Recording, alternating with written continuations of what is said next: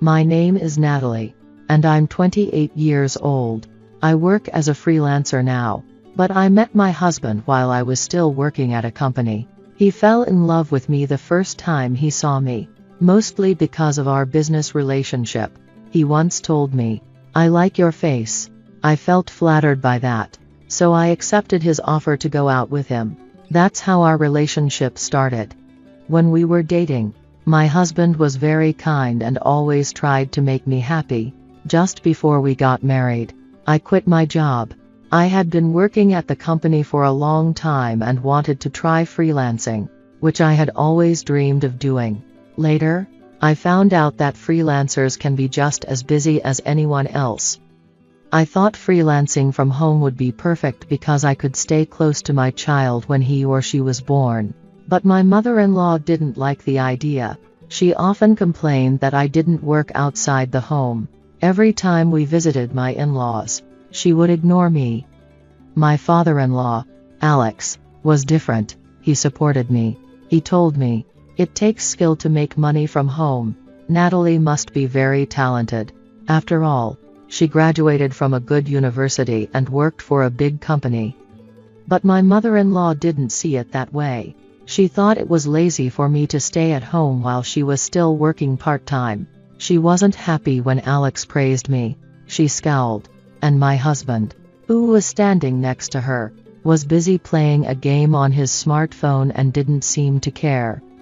In a sweet voice, my mother-in-law asked my husband, "Derek, why did you marry someone lazy like Natalie?" He replied, "Well, I like her face, and she's good at doing housework." She wasn't impressed. "I don't think she's that beautiful," she said. Derek shrugged. "I thought I'd have to settle for someone unattractive because no one would ever look at me that way." My mother-in-law responded, "Oh, Derek, you could have married a super beautiful woman. My name is Natalie, and I'm 28 years old. I work as a freelancer now, but I met my husband when I was still working at my old company. He fell in love with me at first sight because of our work relationship. He told me, 'I like your face.' I was flattered, so I agreed to go out with him. That's how we started our relationship. When we were dating, he was very kind and always tried to make me happy. Right before we got married, I decided to quit my job. I had worked in the company for a long time and always wanted to try freelancing, but I soon realized that freelancers can be just as busy. I thought working from home would be easier for me, especially when we had a child, because I could take care of the baby and work at the same time. However, my mother-in-law didn't like the idea. She often complained that I didn't work outside the house. Every time I visited her, she would ignore me. On the other hand, my father-in-law, Alex, was supportive. He said, "It takes a lot of skill to make money from home. Natalie must be very talented. She graduated from a good university and worked for a big company." But my mother-in-law disagreed. She thought I was lazy for staying at home while she still worked part-time. When my father-in-law praised me, she got upset. She scowled, and my husband didn't seem to notice. He was too busy playing a game on his phone. Then, in a sweet, almost childish voice, my mother-in-law asked my husband, "Derek, why did you marry someone lazy like Natalie?" He replied, "Well, I like her face, and she's good at doing housework." She wasn't impressed. "I don't think she's that beautiful," she said. Derek shrugged and said, "I thought I'd have to settle for someone less attractive because no one else would look at me like that." His mother responded, "Oh, Derek, you could have married a really beautiful woman." One slow day at work, I decided to go to City Hall and get divorce papers. As soon as I got home, I filled out my part and called my parents. They were furious when they heard about the things my husband and mother-in-law had said about me. "We didn't let you marry him to be treated like this," they said angrily. When my husband came home from work, I showed him the divorce papers and told him to fill them out quickly. I wanted a divorce right away. He was shocked. "What are you doing? "Why are you acting like this? Are you being hysterical?" he asked. I told him, "I don't know why I'm still with you." He tried to defend himself. "I care about you. All I ever think about is you, Natalie." But I just replied, "You're lying," because I had recently found out that he was cheating on me. One day, I was brushing my teeth and saw that he had left his phone in the dressing room. I didn't mean to snoop, but I accidentally saw a message. It said, "I want to make out with you again. Your kiss was so good. It made me feel like a god." Honestly, I was disgusted by the message. I didn't want to be caught snooping, so I took a picture of it and sent it to my phone. Then, I hired a private investigator to check on his behavior. It turned out that my husband was seeing a young woman from his work, and it wasn't just one woman. He was involved with several girls. He had a type, under 30, tall, and pretty. I was furious, but I knew if I gave him the divorce papers now, he would just ignore them. So, I decided to go back to my parents' house to get help with the divorce. One Saturday, my husband suggested we visit his parents again. I didn't want to go because my mother-in-law always ignored me. But he said, "My mom wants us to come over today." "Oh really? Well, don't be like that. Just get ready," my husband said. I sighed. I love getting ready just to be ignored. "No one's ignoring you. It's all in your head," he replied. "At least I have your dad to talk to. He's very kind." He seemed offended. "What? That makes it sound like you're saying my mom's a bad person." "I'm sorry, but that's how I feel," I said. I remembered that my father-in-law had recently shown interest in blogging, so I brought my laptop with me. He's not even 60, but he doesn't really know how to set up a blog yet. I thought maybe I could do my work and also teach him a bit about blogging. When we arrived at my in-laws' house, my mother-in-law greeted my husband with a hug and offered him tea. But, of course, she didn't offer me any. I laughed quietly to myself, knowing how much she clearly disliked me. As I sat down, my father-in-law seemed excited. "Wow, so this is how you make a blog?" he asked. "Yes, it's easier than you think," I replied. "I thought it would be harder. Is tagging very difficult?" "It's easy once you get the hang of it," I assured him. "Oh, Natalie, I'm sorry for asking you about your blog when you have work to do." "No, it's fine," I said. He got his laptop and started setting up his blog. As I worked, my mother-in-law gave me a sideways look and said, "I could do that kind of thing myself. It's just simple typing." That was clearly sarcasm. When I responded, she ignored me again, so I said sarcastically, "No need to be rude." After that, my husband kept insisting that we go to his parents' house more often, but I really didn't want to go. One day, he said, "It's my mother's birthday today." "Oh, yeah," I replied, not thrilled. "What's wrong with you? Let's go." "I'm not going," I told him. "What?" I said, "I'm not going. Your dad is nice, but I don't want your mom to keep being sarcastic or ignoring me." He got upset. "What the hell is wrong with you? You're really losing it. You're the one who's crazy," I shot back. "What's wrong with you? You're such a lousy husband." He suddenly got really angry and stormed out of the house, heading to his parents' place. As soon as he left, I quickly packed my things into an overnight bag. My husband had always stopped me from going back to my parents' house before, but this time I knew it was my chance to leave.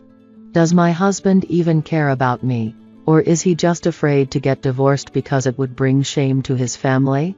Maybe he feels guilty about the affair. Either way, it doesn't matter to me. I'm going to get a big alimony payment out of him. When I got back to my parents' house, they told me they would never let me see my in-laws again. When I told them that my husband had been cheating on me, they were furious. Their faces turned red, and they cursed, saying, "I can't believe he's such a lousy man." A little while later, my husband called me. "Hey, where are you? Why is your stuff missing?" I calmly replied, "I'm not coming back. I'm at my parents' house." "What? What are you talking about? Are you stupid for going back to your parents?" "No, you're the one who's stupid. Not only do you look down on me, but you're cheating on me too." He sounded defensive. "Well, you thought you were a good kisser, huh? I had to pretend all these years, but from the first time I kissed you, I thought you were terrible." He seemed shocked. "Why would you say that?" "I don't care anymore. It's disgusting. I'm divorcing you." He panicked. "Wait, if you divorce me, you'll ruin my reputation." "You're so full of yourself," I said and hung up. A few hours later, my husband showed up at my parents' house with his parents. My mother-in-law looked like she was about to say something, but before she could, my father-in-law, Alex, spoke up. He turned to my father and said, "Sir, I'm really sorry for everything we've done. I wish I could have done more to help Natalie." My father, already angry, shouted, "Hey, who do you think you are? I can't believe how stupid your wife and son have been." Alex just responded, "Stop it." Actually, my father-in-law, Alex, had also been wanting a divorce from his wife, and my decision gave him the push he needed. "What?" I was shocked. He then revealed that his wife, my mother-in-law, had been having an affair with the manager of the store where she worked part-time. Alex had found out about it recently and had been waiting for the right moment to divorce her. When my mother-in-law heard this, she started crying and begged me not to divorce her son. But soon, both she and my husband lost their tempers, completely stunned. My parents were just as shocked. After that, my husband and I divorced. Soon after, Alex divorced my mother-in-law as well. Both my ex-husband and my mother-in-law had been unfaithful, so they were charged a large amount of alimony. Now, my mother-in-law is working several part-time jobs, just like when she was younger, to pay off her alimony. My ex-husband quit his job and is currently looking for work. They are living together in a small studio apartment, and honestly, they seem like a perfect match for each other. As for me, I'm staying at my parents' house while searching for a new place to live. I'm hopeful that I'll find true love someday and maybe even get married again. Dad stumbled awkwardly but managed to walk down the aisle. He looked Robert, the groom, straight in the eye. "Take care of my daughter." Dad's eyes clearly conveyed the message, even if he didn't speak the words. "I promise to protect Nancy for the rest of my life." Robert understood Dad's feelings and responded with determination. "I wish Mom could see me in my wedding dress from heaven. I lost Mom to cancer when I was in elementary school. Since then, Dad raised me and my two sisters as a single father." The wedding reception went smoothly, and finally, I read a letter to my parents-in-law. "Daniel and Karen have always been kind to me. I lost my mom to illness when I was young. Because of that, I might have always longed for a mother in my heart. You two have welcomed me warmly, like your own daughter." At that moment, the lights went out, and the entire room was plunged into darkness. Thinking it was a technical issue, I looked up to see the doors open, revealing a bright light and a smiling woman's face. "Mom. My name is Nancy, a 31-year-old office worker about to get married. I lost my mom when I was young. When I was in 3rd grade, Mom was diagnosed with cancer. At that time, I couldn't grasp the gravity of a parent getting sick. I just thought it was a bit lonely because the house felt quieter than usual when I got home from school. Dad ran a long-established auto repair shop in our town. He would leave the work to his young employees and take me to visit Mom in the hospital every day." "You came here again? Thank you. How was school? Mom's gentle face was always the same, even in the hospital. I learned much later that Mom was undergoing chemotherapy, losing her hair, and it was painful just to sit up. Still, she forced a smile to keep me from worrying. Dad would inform Mom ahead of our visits. "We're coming." So, Mom would put on a wig and lightly apply makeup before we arrived. In my memories, Mom was always beautiful and bright. "Mom, get well soon. We have a class visit next week. I hope you're better by then." "Yes, and you be good with your sisters and don't fight with your friends." "Of course. I have homework, so I need to go now." I thought these ordinary exchanges would continue forever, but 2 weeks later, Mom passed away. Dad was so busy with the funeral arrangements and relatives that he had no time to grieve. "Why is everyone wearing black clothes?" "Mom is sleeping a lot. Why won't she wake up?" My twin sisters asked innocently, and I didn't know how to answer, so I remained silent. From that day on, whenever Dad was busy with work, I tried to act as a substitute mom for my sisters. Despite his exhaustion from work, Dad would always say, "Is there anything I can do?" "I'll do anything." He took on the house chores willingly. After washing his dirty socks by hand, Dad looked at Mom's portrait and said, "Mom had it tough every day. I realize that now." But I couldn't bring myself to smile at Dad's efforts.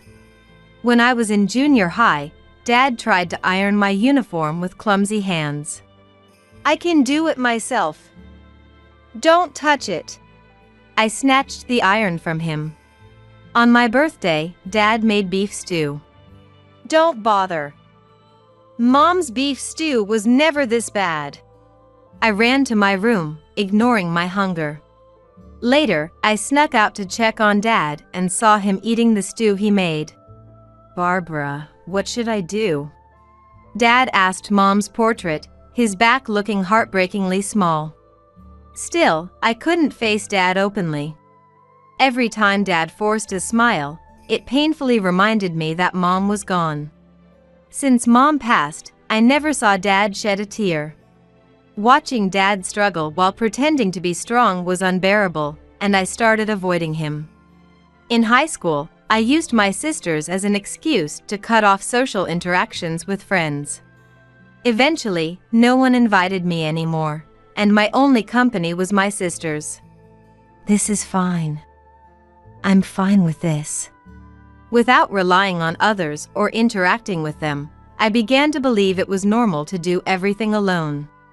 After high school, I gave up college to help with the family finances and got a job at a local company. "Sorry. If I earned more, you wouldn't have to struggle, Nancy." Dad lamented his inadequacies as a father. "I didn't get a job for you, Dad." I replied coldly, avoiding proper conversation with him. Though I felt guilty, I couldn't muster the courage to face Dad. 10 years passed, and my sisters found jobs. By then, I was 30. Colleagues teased me. "Any plans to get married?" "I gave up on that long ago." I always laughed it off. The only man who invited me to dinner was Robert, a colleague who joined the company at the same time. "I've been interested in you since I started working here. Thinking about you at work keeps me motivated and performing well. Please go out with me, with marriage in mind." After dinner, Robert's sudden confession surprised me. But it also made me happy. I had only ever thought about my sisters and never seriously considered my own life. I never imagined my heart could flutter like this. The excitement lasted for days, and I couldn't sleep. At work, seeing Robert distracted me. "Hey, you're not working." And my colleagues noticed my distraction. I confided my confusing feelings to my sisters. "Nancy, you finally fell in love." "Who's the guy? Is he handsome? Tell us more about him." They eagerly probed, and I was taken aback. "He must be handsome. Yeah, your face hasn't stopped smiling. You didn't realize, did you?" With their observation, I realized my feelings for Robert were love. I accepted his proposal. 6 months later, after a fireworks show, Robert proposed again. "I look forward to our future together." I tearfully accepted. "Mom, is it okay for me to be happy? To live my own life?" I gazed at my engagement ring under the night sky, reassuring myself of my happiness. As fall deepened and the leaves turned, I nervously visited Robert's parents. "Relax. My parents aren't as strict as you think." Robert's parents were both public servants. I took a deep breath to calm myself. "Are you Nancy? Oh my. I see. You're Robert's fiancé. This must be fate." After my introduction, my parents-in-law looked at me with shining eyes. "Hey, stop staring at her. It's rude." "Sorry. We're just thrilled to have such a wonderful woman with Robert. Forgive us, Nancy." Indeed. Robert inherited my non-existent charm with women. It's a miracle someone as lovely as you would marry him.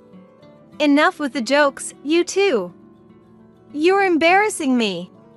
As Robert said, his parents were friendly and easygoing. I felt I could get along well with them. Then the doorbell rang, and Karen went to answer it. "They're here." The house became lively as more people arrived. "Oh, you're Robert's future wife?" An older woman, who looked like Daniel, entered. "Sorry to startle you. This is my sister Linda." Daniel apologized with a sigh. Soon, more relatives filled the room, making it crowded. "This is Anthony, a university professor. And Jennifer, whose husband was elected to the city council last month." What was supposed to be a greeting turned into a family gathering. Seeing me overwhelmed, Robert gently held my hand. "Are you okay? We can rest in the next room if you need." "No way. Everyone took time off to meet you. The main guest can't leave. How rude." The relatives laughed loudly, and Robert sighed. "Oh, speaking of manners, women must have children after marriage." "How old are you?" "I'm 30. "Oh dear. If you're planning to have kids, you should hurry." "Linda, stop it. Imposing your views isn't right these days." Daniel complained with a grim expression. "That's not true. All of my relatives had kids in their 20s. If Nancy wants to be accepted as part of this family, she needs to show results." "Understood. I'll do my best." Linda, leading the relatives, said whatever they pleased, and left with satisfied expressions. On their way out, "I'm sorry, Nancy." Robert apologized. "Were you surprised?" I didn't nod or shake my head, but inside I was bewildered. "You'll have to deal with people like them more often, but they're not bad at heart. So, when we get married, I want you to live here with my parents." "I understand. I intended to do that when I agreed to marry you." I forced a smile to hide my true feelings. From that day on, I started visiting my in-laws' house every weekend for wedding planning, trying to fit in with the family. Each time, the relatives would come over in what they called bridal training. There will be many city council members among the guests. Make sure to think carefully about the food and wedding favors. Don't be stingy with money. Understood? They spoke to me as if scolding an unruly child. When Christmas came, far more relatives than I had anticipated showed up at my in-laws' house every day. "Nancy, you know this, right? Think of this as the final test before marrying Robert. The morning after Christmas, I felt a bit feverish but still took the initiative to serve and help with the food. No matter how hard I tried to act before being told, Linda and the others never praised me. Even so, I wanted to be accepted as a member of the family as soon as possible. Reflecting on the days I spent taking care of my younger sisters during my youth, I kept telling myself, I can endure this much. However, as I was about to head to the kitchen to serve coffee to new visitors, my vision blurred, and I found myself staring at the wooden ceiling. Nancy! Get a hold of yourself! Hey, Nancy has collapsed! Oh my goodness! Robert, call an ambulance right away! My parents-in-law's frantic voices gradually faded away. When I woke up, I saw the white ceiling of a hospital room. Nancy? Oh, thank goodness, you're awake, Karen said, tearing up by my side. What happened to me? I couldn't immediately understand why I had been taken to the hospital. It seems you were mentally exhausted. The doctor said you should recover soon if you rest for a while. I see.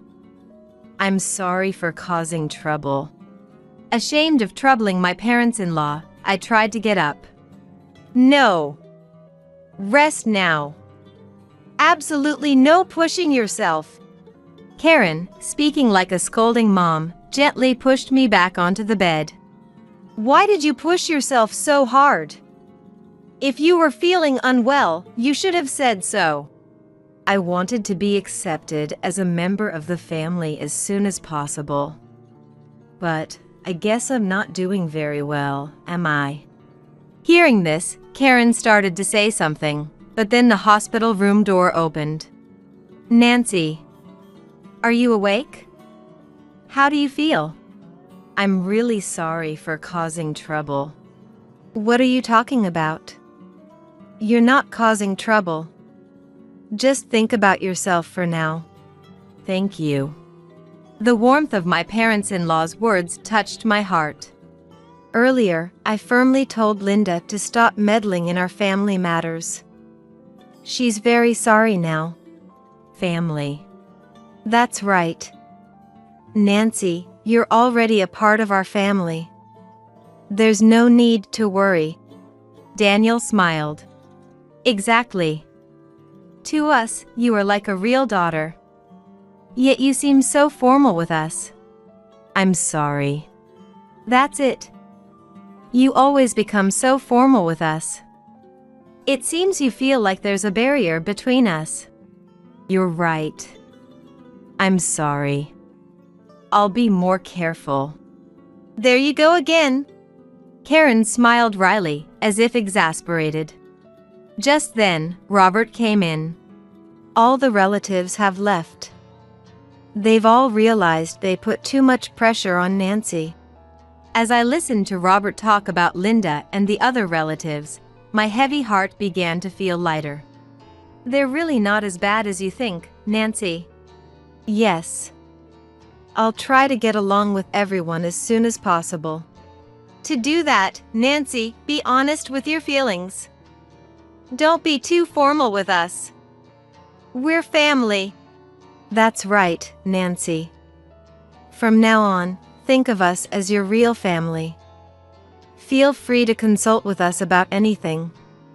Don't try to handle everything on your own. Moved by my parents-in-law's warm words, I couldn't hold back my tears. Karen gently hugged me, stroking my head like a real daughter. Karen, please teach me how to make your delicious soup. When I was discharged, I decided to treat Karen like a real mom. Of course. I'll teach you our family's secret recipe. Let's make it together. With Daniel, I was initially unsure how to interact, not having faced a real dad before. Relax and take it easy. Think of me as Karen's servant. Daniel joked with a smile, making me less nervous. When Linda came over and saw me, she asked, "How are you feeling? Are you okay now?" Showing genuine concern. Thank you for your concern. I'm okay now. Good. That's a relief. Linda patted her chest in genuine relief, though she didn't apologize directly as she was leaving. Use this. She handed me a discount voucher for a nearby cafe. As Robert said, deep down, everyone was kind-hearted. After finishing the soup and cleaning up, my parents-in-law called me to their room.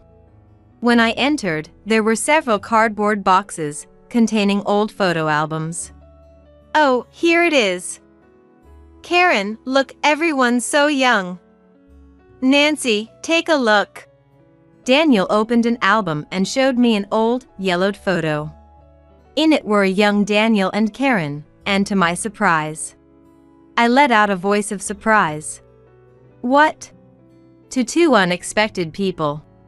Is that my dad and mom? I exclaimed, recognizing their faces. Yes, that's your dad and mom. How? How did you know each other? Daniel and your dad, David, were classmates in middle school. They drifted apart due to work after getting married. Wow. That's so unexpected.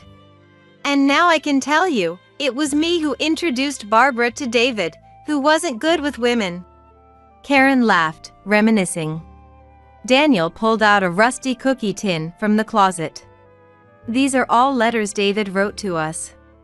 The envelopes and letters had faded with time, but the familiar handwriting was undoubtedly my dad's. The letters dated from just after my mom's passing to just after my engagement to Robert, totaling over 50.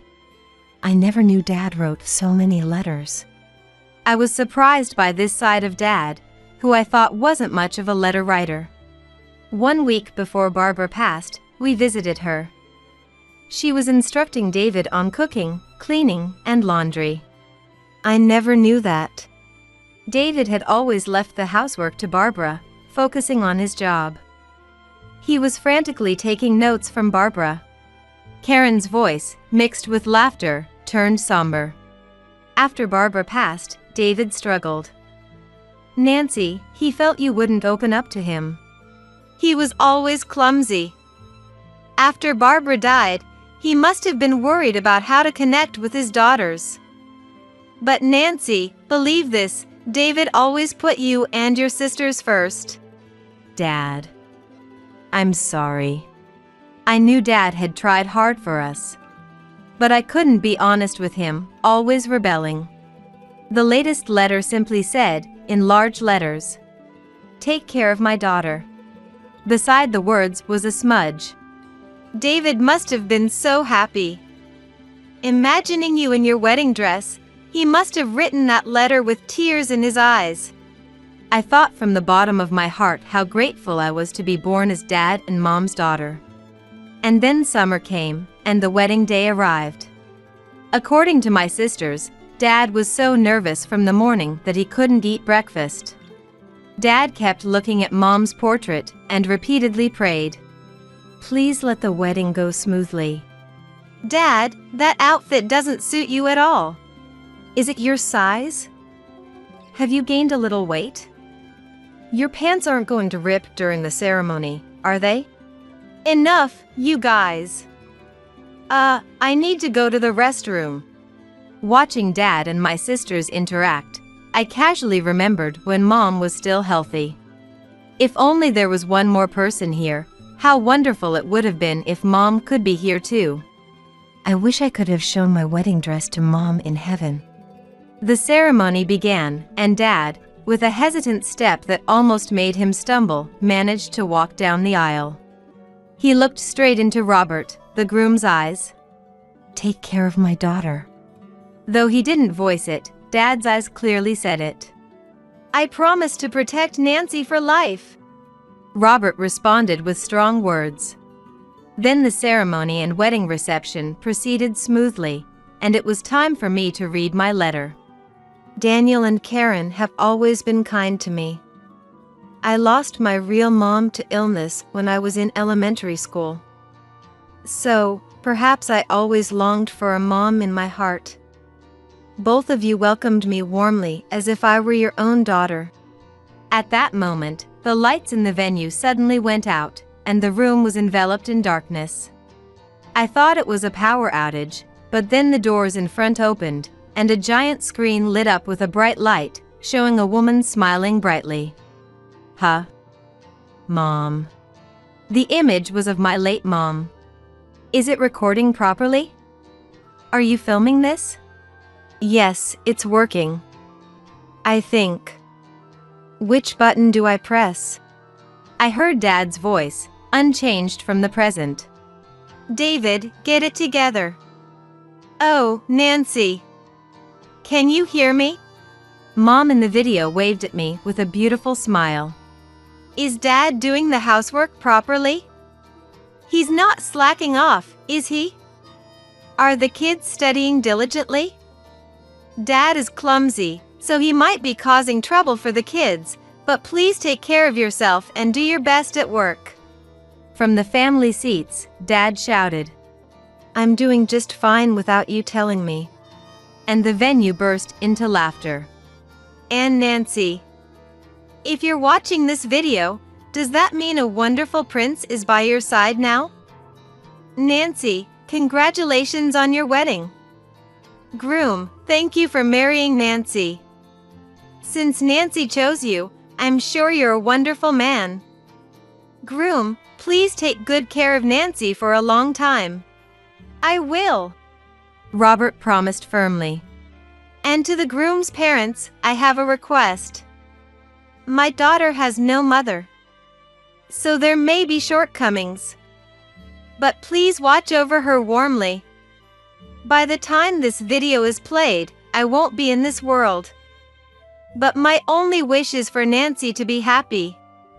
Please fulfill that wish for me. I'm counting on you. Mom's voice trembled with tears.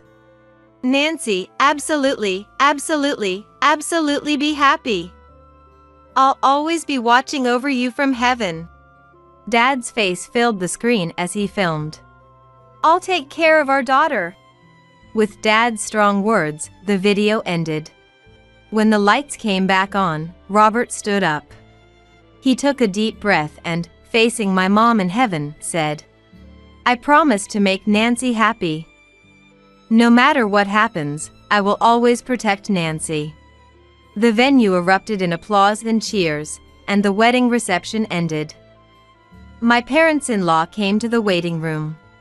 Actually, Barbara entrusted us with that video when she was alive.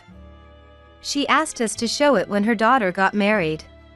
But we never imagined the groom would be our Robert. Daniel and Karen laughed heartily.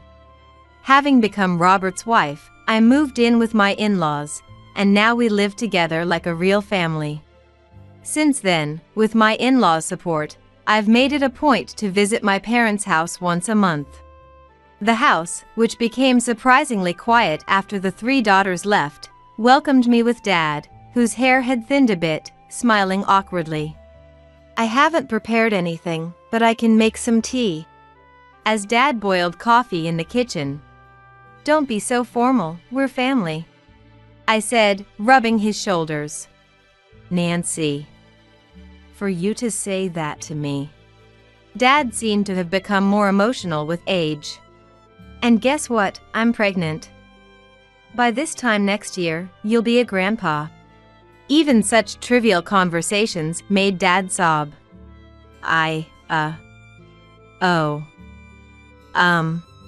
Overwhelmed with emotion, I couldn't help but cry too. Both Dad and I, and my in-laws, are eagerly awaiting the day when a new family member joins us. Mom, watch over us from heaven. I'm going to build a family as happy as yours. And Mom's portrait smiled gently as always. Hey, housekeeper.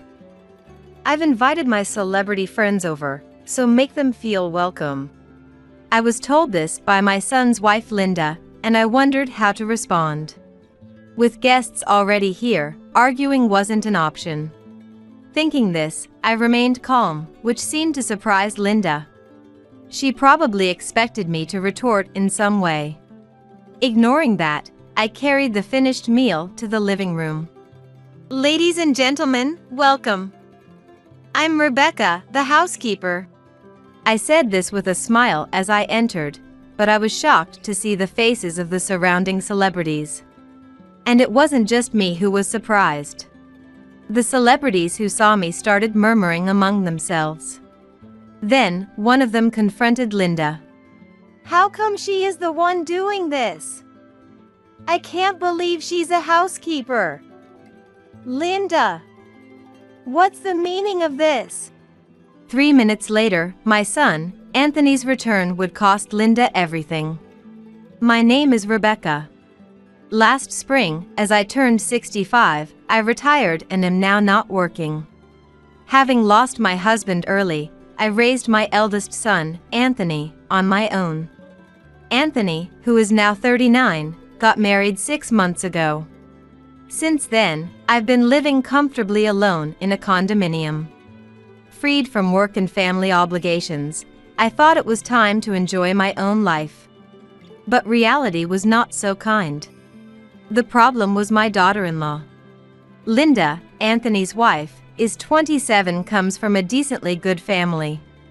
Anthony, who has always been shy, had never dated a woman before. He met Linda at a singles mixer he was invited to by a friend. I'm not well versed in current marriage customs, but Anthony, who had become an associate professor in his late 30s, attended a party limited to men with an annual income of over $80,000. Therefore, many women there were proactive in approaching men, even those significantly older than themselves. For the shy Anthony, being approached by younger women must have been flattering. But as a mother, I had my reservations about this unnatural way of meeting. Yet, seeing Anthony introduce Linda with a happy face, I couldn't bring myself to show displeasure. With that, I decided to warmly accept Anthony's marriage. However, Linda, raised as a young lady, turned out to be incapable of doing anything. Because of her, I would be severely inconvenienced later on. My headaches over Linda began just before the wedding. It was on the day of a dinner with both families when I found myself alone with her in the restroom. I smiled when our eyes met. However, she had a mean smirk on her face. "How did you find my parents?" she said. "Very nice parents," I replied calmly. "It is not like that." But Linda retorted with a look that said she meant something else. "My parents run a company, you know, so we're of a different class. They're paying for the house we'll live in the most upscale neighborhood around here, you see," she boasted proudly. I knew from Anthony that her parents were building them a new house. Still, I wasn't pleased with her condescending look. I couldn't help but respond in kind. "It seems so. I'll also contribute financially as much as I can." She snorted and smirked again. "You don't have to strain yourself. You're not working, so you couldn't possibly afford it, right?" Linda had a way of being offensive with her words. I wanted to reply, but she left the restroom and went to Anthony, who was waiting outside, with a flattering voice. Seeing Anthony smile happily, I realized I couldn't disturb his happiness, having found it so late in life. So, I chose to stay silent. Thinking Linda probably just disliked me, potentially her future mother-in-law. If you are truly in love, Anthony, things will work out. That's what I believed, so I decided not to interfere with their marriage and to keep my distance from the newlyweds. However, as soon as their married life began, the troubles started. Linda, who was clueless about everything, would call my mobile phone first thing in the morning, not knowing how to use the washing machine. Despite explaining over the phone, she couldn't grasp it, so I had no choice but to rush over to her place. "Rebecca, you came. Can you please do the laundry right away?" Although I only came to explain how to use the washing machine, Linda dumped all the laundry on me, and then even demanded I clean. Linda didn't know how to use not only the washing machine but also the vacuum cleaner. Even as I tried to show her how, she just watched TV, ignoring me. When I tried to scold her, she sensed it and fled to the restroom, staying there for 30 minutes, leaving me to do the cleaning. Since then, Linda would call me over during weekdays when Anthony was not home, dumping all household chores on me without a word of thanks. In fact, she would say terrible things. "Rebecca, you're always so free, you might as well do this. It's not like you've given us any money for the house like my parents." She would say this and then leave to enjoy her social life with the ladies in the neighborhood. Moreover, she bragged to everyone that our house had a housekeeper, so she didn't have to do any housework. I was furious at her attitude. "Linda, don't you think that's a bit too much? I'm here out of kindness, understanding you're struggling with unfamiliar chores." Even as I said this, her attitude remained unchanged, lounging on the living room sofa, acting high and mighty. "What? Acting all important just because you're a housekeeper? If you dare tell Anthony about this, I won't let you off easily. I'll tell Anthony you've been harassing me." How twisted could she be? I regretted not opposing their marriage from the start. She would summon me and then, before Anthony returned in the evening, send me away. This routine continued daily, and I was fed up. Then one day, as usual, I received an early morning call from Linda. But today, she seemed panicked. "What's wrong? You seem in a hurry." When I asked, she replied in a troubled voice. "Today, I'm hosting my birthday party at our place. I was actually calling for my mom to help, but she just told me she can't make it. Come quickly."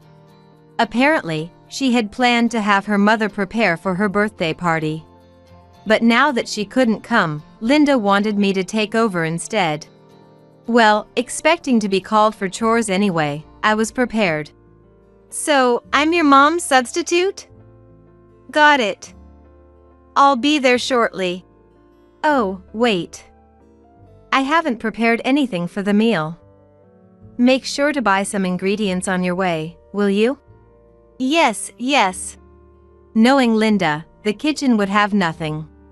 I bought ingredients from an early opening supermarket before heading over to help her. Linda scrutinized each item I bought, checking prices and ingredients. "It's a party. I wished you had bought something nicer." "Well, no choice now. Hurry up with the preparations." As usual, without thanking me for the groceries, she treated me like a housekeeper. Resigned to my fate, I began the preparations without complaining, while she didn't lift a finger to help, focusing instead on her makeup. After a while, her friends arrived at our house. Since I was still preparing the meal in the back, Linda greeted them at the door by herself. "Everyone, welcome to my birthday party. I've prepared lots of delicacies, so please enjoy yourselves." Despite her attitude towards me, Linda entertained her friends with an air of celebrity, completely different from how she treated me. Listening from the back, I could hear her voice clearly, speaking in a key 2 octaves higher than usual, almost making me laugh. As I prepared the meal, I listened to their voices.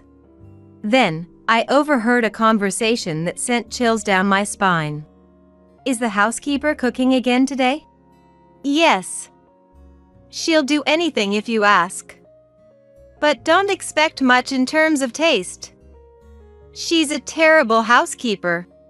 Hearing Linda's words, her friends all laughed.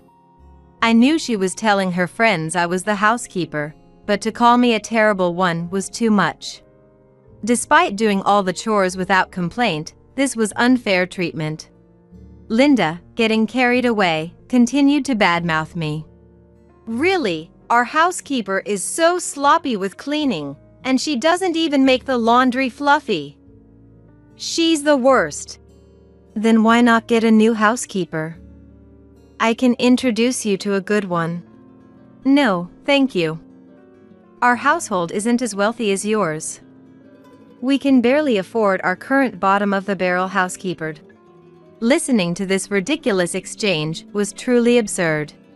Yet, hearing her speak ill of me so casually made me want to confront her. As Linda finished talking with her friends, she entered the kitchen and addressed me in the most arrogant tone imaginable. Hey, housekeeper! I've invited my celebrity friends over, so entertain them. I thought about how to respond to her. With guests already here, arguing wasn't an option. Despite my anger reaching its peak, I replied with a smile. I understand. You're lucky to have such refined friends. Linda, perhaps taken aback by my response, stood with her mouth open. She probably expected me to retaliate in some way. Ignoring that, I carried the prepared meal to the living room. Ladies and gentlemen, welcome. I am Rebecca, the housekeeper.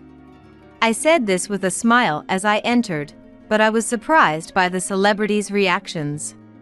And it wasn't just me who was surprised. The celebrities who saw me also started murmuring among themselves. Then, one of them confronted her. Why is she the one doing this? I can't believe she's a housekeeper. Linda, what's going on? When one of celebrity questioned her, the others looked at her with skepticism. Linda stood frozen, looking as if she had been deceived. Huh? What? What's everyone's problem? The celebs ignored Linda's question and turned their attention to me. It's been a long time, Professor Rebecca. Everyone, it's been a while. I never imagined we'd meet like this. Despite having such a terrible daughter-in-law, I suppose I should be thankful. I said this to them, making it clear I was addressing Linda. Realizing I was Linda's mother-in-law, everyone glared at her. Linda, caught lying, looked uncomfortable. Linda, isn't it disrespectful to call such a wonderful mother-in-law a housekeeper? She was our professor during college. Yes. Since retiring, she has been awarded the title of Professor Emeritus, a well-respected individual in this area. Linda, weren't you aware? Hearing this from everyone, Linda was stunned and speechless. Understandably so. Until now, she thought I was just an unemployed old woman. In this high-end residential area, education has always been a priority, with numerous prestigious tutoring schools. Even daughters from good families attending state universities wasn't uncommon. Many of the young celebrity wives here today are graduates of the state university where I taught. Unlike them, Linda graduated from a private university in the city, unaware of my reputation. I apologized to my former students for the discomfort caused. Sorry, everyone. My son's wife started living in this neighborhood without knowing anything. When I said that, Linda glared at me with an expression that said, "Don't be stupid." About 3 minutes later, Anthony came home. Well, to be precise, he had been home for about 10 minutes but had quietly gone to his room. Linda, who normally wouldn't expect Anthony to be home at this time, was panicking. Anthony? Why are you home so early? Facing a jittery Linda, Anthony calmly answered, It's your birthday today, the first one since we got married. I came home early, but I didn't feel it was the right moment to come out, so I waited in the room for about 10 minutes. If you were coming home early, you should have told me in advance. Linda said, sweating nervously. Probably, Anthony intended to surprise her by coming home early. Given what was overheard, it's understandable why he didn't come out. Tentatively peering at Anthony, Linda asked, Did you hear the voices? I heard everything. Even from outside, it was clear you were calling my mother a housekeeper. Linda's face went pale upon hearing Anthony's words. Then, Turning to me with a voice on the verge of tears, she asked, "Rebecca, did you know he was home? Why didn't you tell me?" Linda looked at me with pleading eyes, perhaps hoping for some way to deflect the situation. However, no matter how much she pleaded, I had no intention of helping. "Well, I did think I heard some noise at the entrance while I was preparing the meal. But I was too busy to notice." I said so, but the truth was, I clearly knew he had come home. He had entered just as Linda was bad-mouthing me. So, I looked at Anthony and silently gestured for him to be quiet by placing a finger on my lips. That's why he quietly went into the bedroom without Linda noticing. I wondered how he felt, listening to all of Linda's insults about me alone in the room. As I feared, he seemed shocked. With a sad expression, Anthony then said to Linda, "Linda, I knew my mother was coming over to do chores almost every day. I could tell by the way things were cleaned, the way the laundry was folded, and the taste of the food." Linda, hearing this, awkwardly looked down. It seemed she was too embarrassed to make excuses now. He continued, "I'm not upset that you asked her to help with chores. I thought you were getting along with her. But to exploit her, calling her a housekeeper and then bad-mouthing her? I never thought you were that kind of person." Linda seemed to reflect on his words. However, suddenly, she lifted her head and turned towards her friends.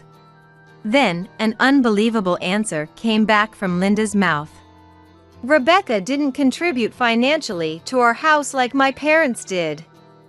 I thought it was because she was poor, so I told her not to bother. How sneaky to hide that she was a university professor." Linda, even now, tried to paint me as the villain. Feeling the need to correct her, I raised my voice. "No, I wasn't hiding anything." "That's right. When I introduced you to her, she had already retired. We didn't think it necessary to mention her past job. Saying she was a university professor might sound like bragging, right?" We explained. Yet, Linda was not satisfied and refused to back down. "I don't want to hear such excuses. It's as if I was made a fool of for not knowing. If I had known, I wouldn't have called her a housekeeper." Linda insisted she was embarrassed because she had been unaware. She had predetermined I was poor and had exploited me accordingly. It seemed she hadn't reflected on what Anthony had said earlier. Finally, Anthony lost his patience and raised his voice. "Linda, what does it matter if my mother wasn't a professor? Judging people by your own standards like that, you're no longer my wife. We're getting a divorce. Please leave." At the word divorce, Linda flinched momentarily but then retorted with a defiant attitude. "Fine, I understand. But since my parents built this house, Anthony, you should be the one to leave." Linda declared this, then closed the front door behind her and left. Presumably, she went back to her parents' house to complain. "Wait a second, the money for this house was..." Anthony tried to call out to the departing Linda, but it was too late. "It's okay, Anthony. She'll understand soon enough." I reassured him, and Anthony calmed down, saying, "Well, yeah. After all, the divorce seemed inevitable, so Linda would lose everything. It wouldn't take long for her to realize that." What concerned me more at that moment were my former students who had come to visit. The sudden turn of events had caused a stir. "I'm so sorry, everyone.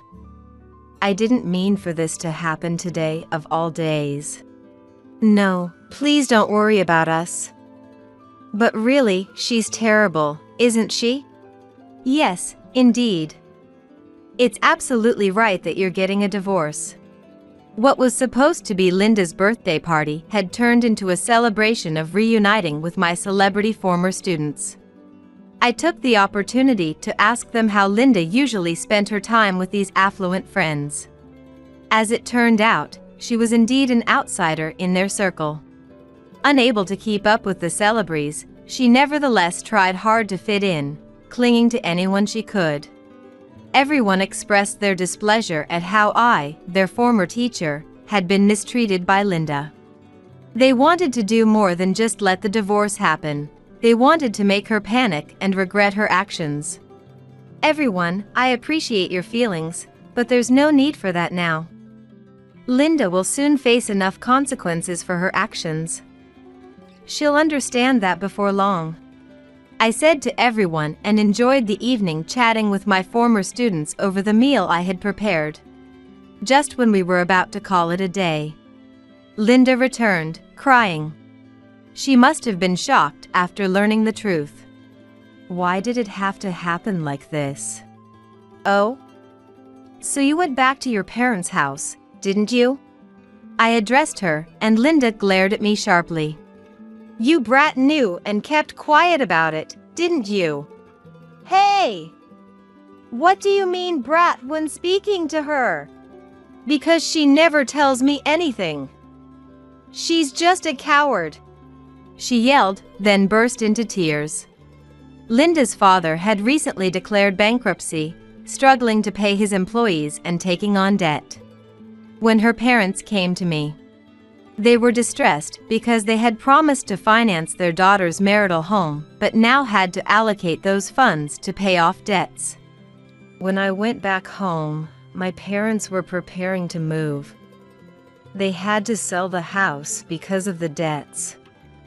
You knew about this and didn't tell me. Linda sobbed as she said this. I replied in a gentle tone to calm her down. Your parents didn't want you to worry about them, which is why they asked me to keep quiet. And as for the payments for this house, you ended up covering them, didn't you?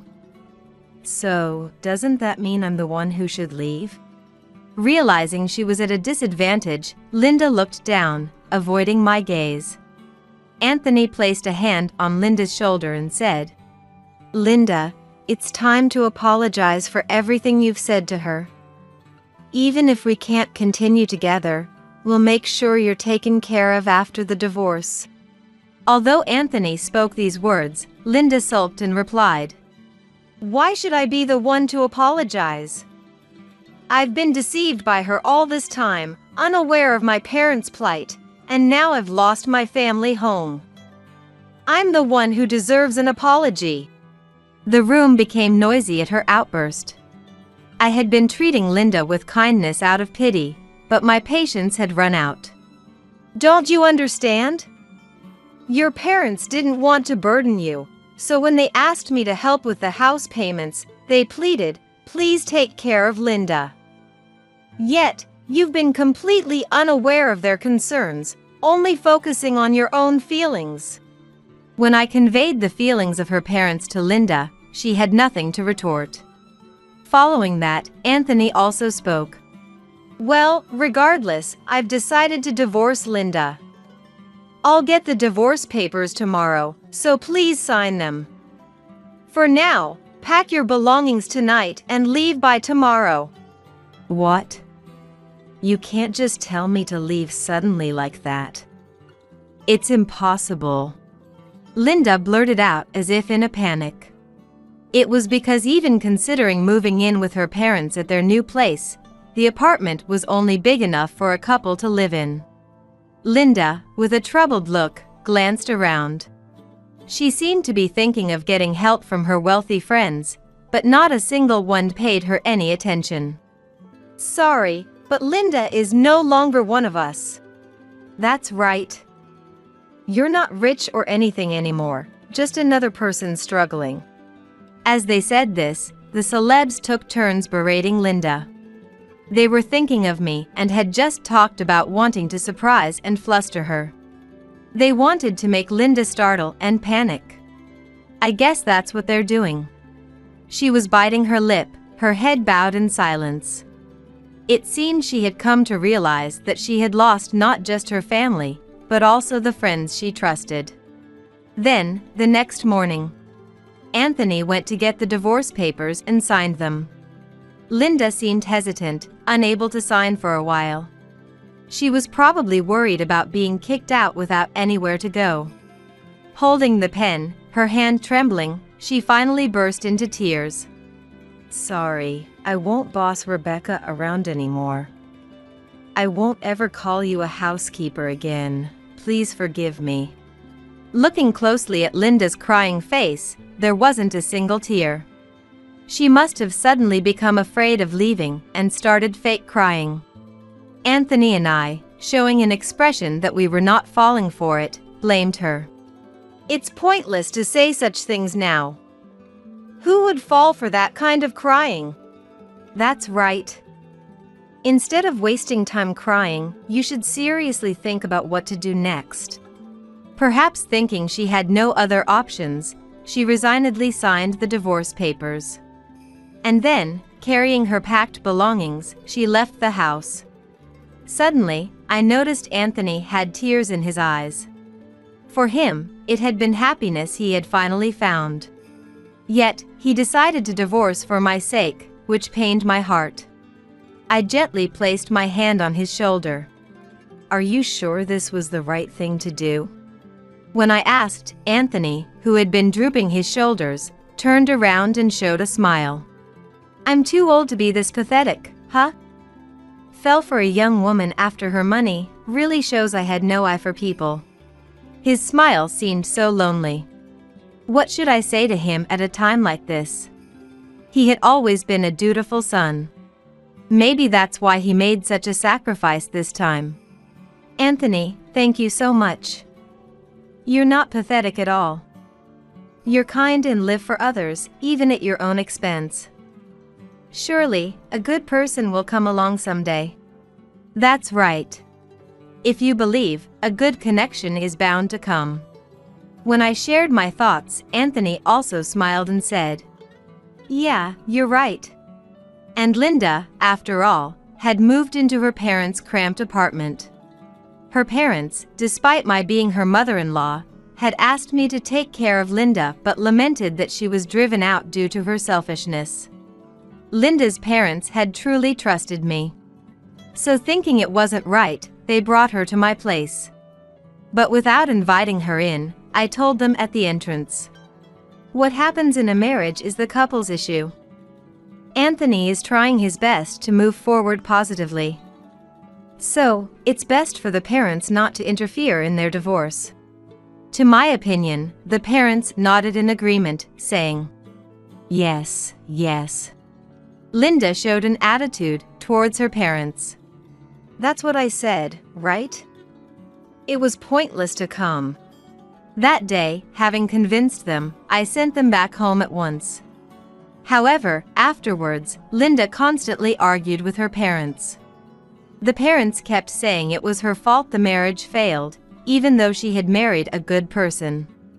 But she still insisted that the bad one was me, the lying mother-in-law. Since then, the relationship between Linda and her parents remained tense. Years later, unable to bear it anymore, Linda ran away from home and came to Anthony. She begged for reconciliation, but there was no way Anthony would consider it now. Watching his cold behavior, she lashed out at him. "What about you anyway? I just wanted to be a housewife with a high-earning husband. But Anthony, being just an associate professor with an $80,000 salary, is such a mediocre amount. All my friends' husbands earn over $100,000, so I really felt inferior back then." "What? What are you trying to say? That's why you'll never be able to remarry in your life. Originally not popular with women, and with such an average income, even gold diggers won't come near you." At her words, he burst into laughter. Not just Anthony, but I, listening in the back, and another family member laughed out loud. "Who did you say can't remarry?" Hear that unfamiliar female laughter from the back? "That's my wife."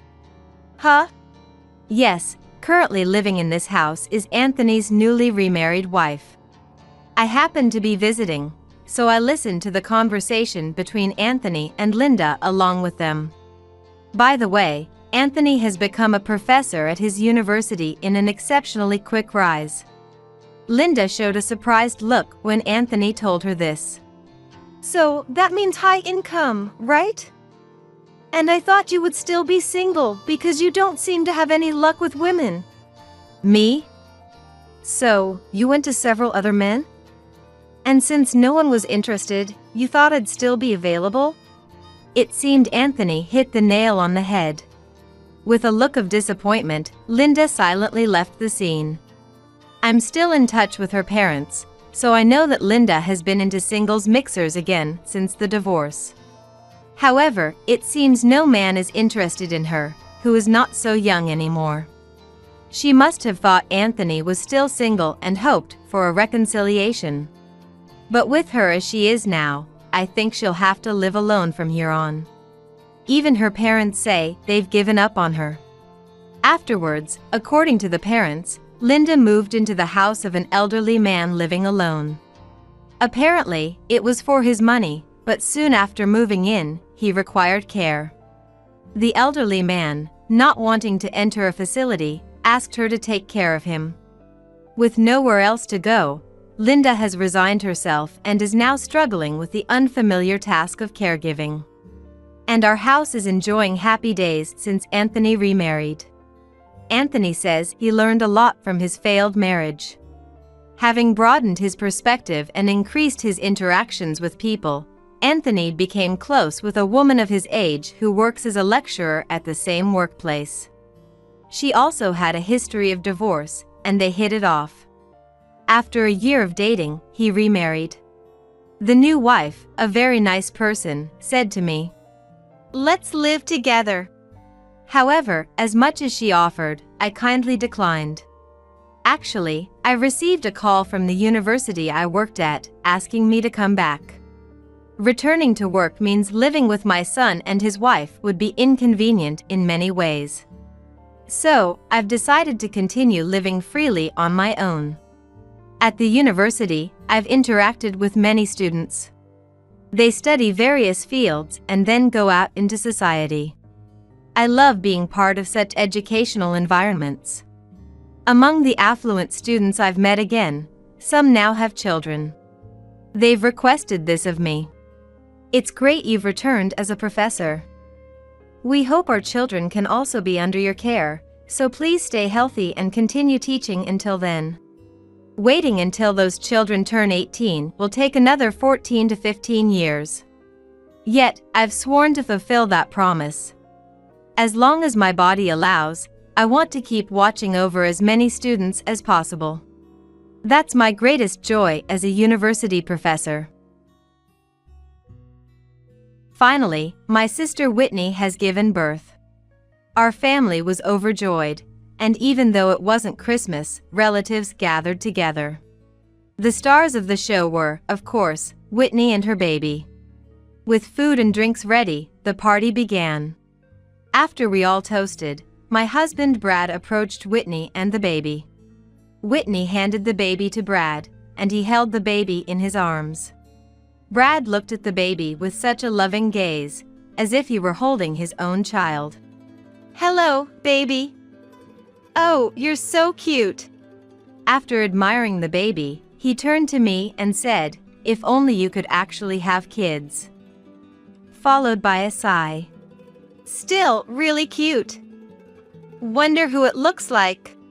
He insulted me in front of all the relatives, seemingly unaware of the icy atmosphere that followed. In the frozen silence, the family gathered around Brad and Whitney, enclosing them. Whitney and Brad, engrossed with the baby, hadn't noticed until Whitney's husband Chuck spoke up. "It really doesn't seem to take after me. There are elements of Whitney, though." He confronted Brad calmly. It seemed Whitney and Brad finally noticed the awkward air. Surrounded by relatives, they looked to be huddling together. "Overall, Brad, it seems to take after you, don't you think?" Donald, Brad's dad, added insult to injury. Really now? Brad, it's the spitting image of you when you were little. His tone was cold, unfitting for the celebration. Eh? Seeing Brad taken aback, I couldn't help but let out a smile. Brad had no idea that I had been laying the groundwork with the relatives. I'm Zoe, 42 years old. My life has been nothing extraordinary. Not academically gifted, nor athletically talented.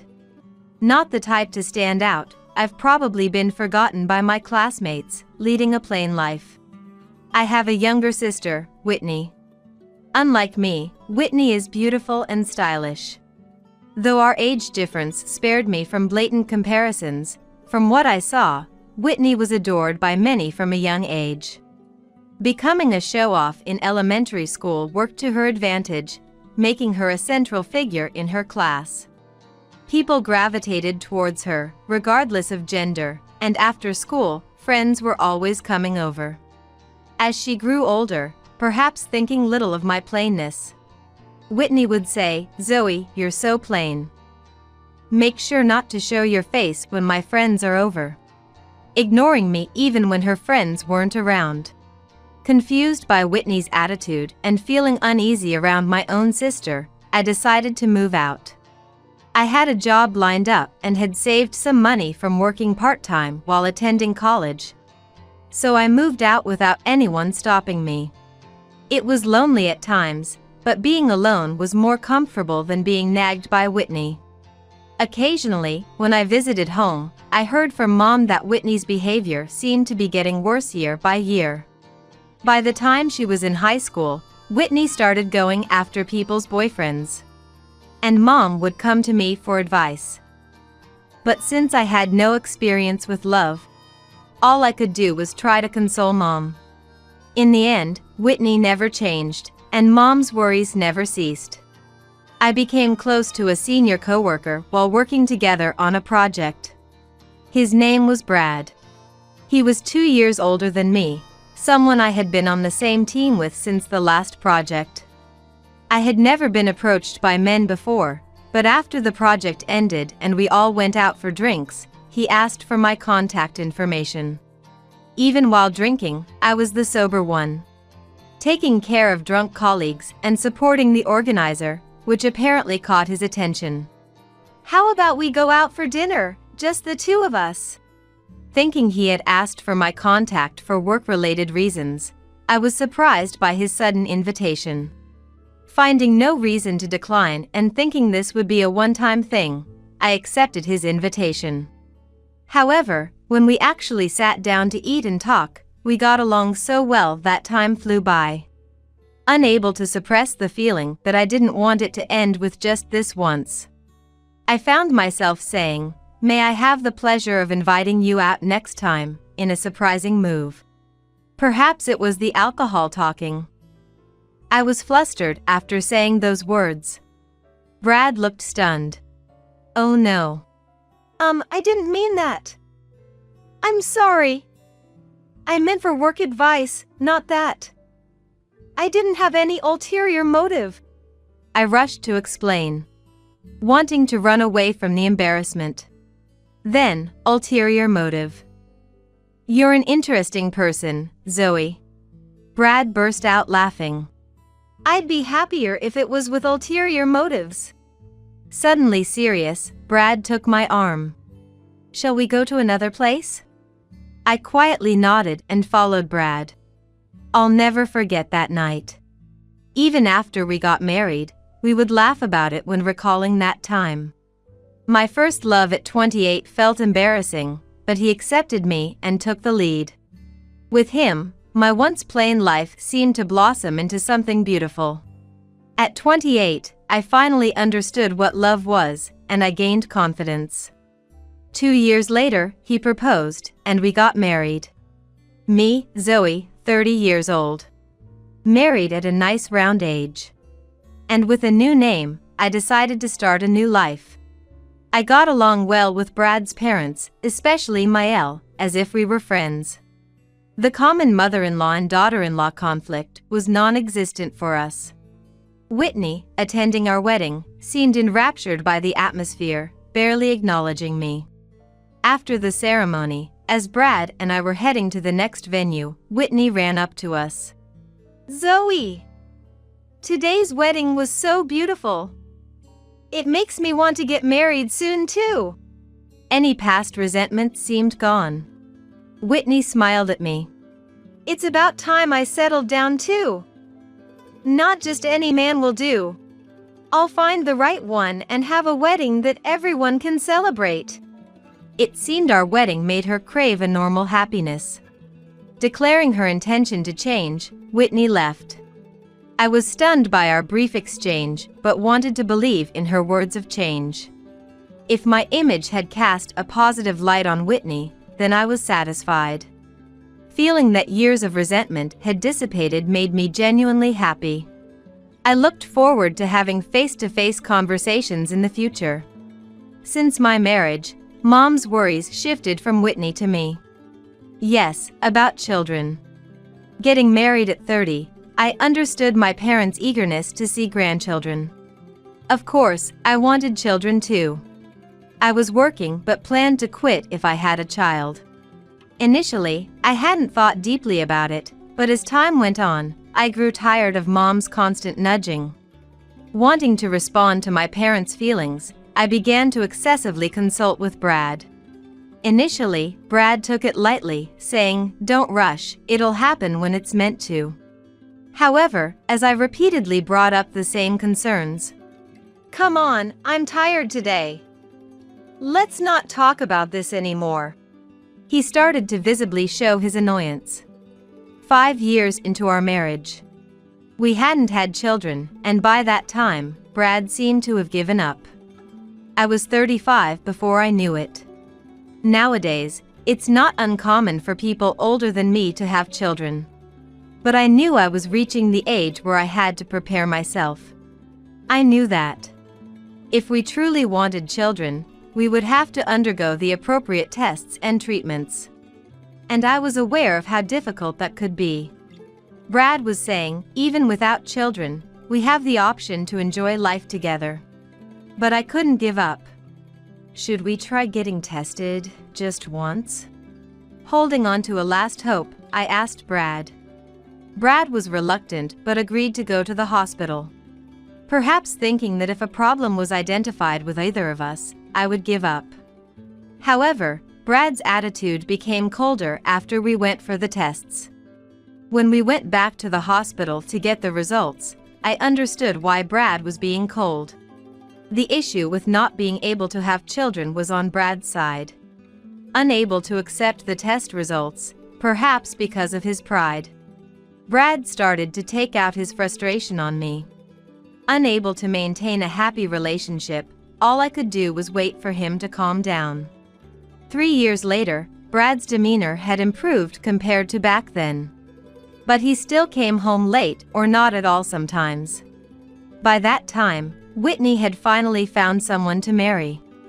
It had been 8 years since our wedding, and it seemed she had struggled a lot during that time. Her habit of playing around since her younger days was hard to break. And even when she found someone good, she would quickly lose interest, so relationships didn't last. However, the man Whitney found this time was broad-minded enough to accept all of her past actions. Moreover, we learned at their wedding that Whitney's husband was an elite businessman working for a major trading company. How they met and got to the point of marriage was unclear, but seeing Whitney happy reminded me of my own early marriage days. I hadn't imagined things turning out this way back then. Still, I believed that marrying Brad was my happiness.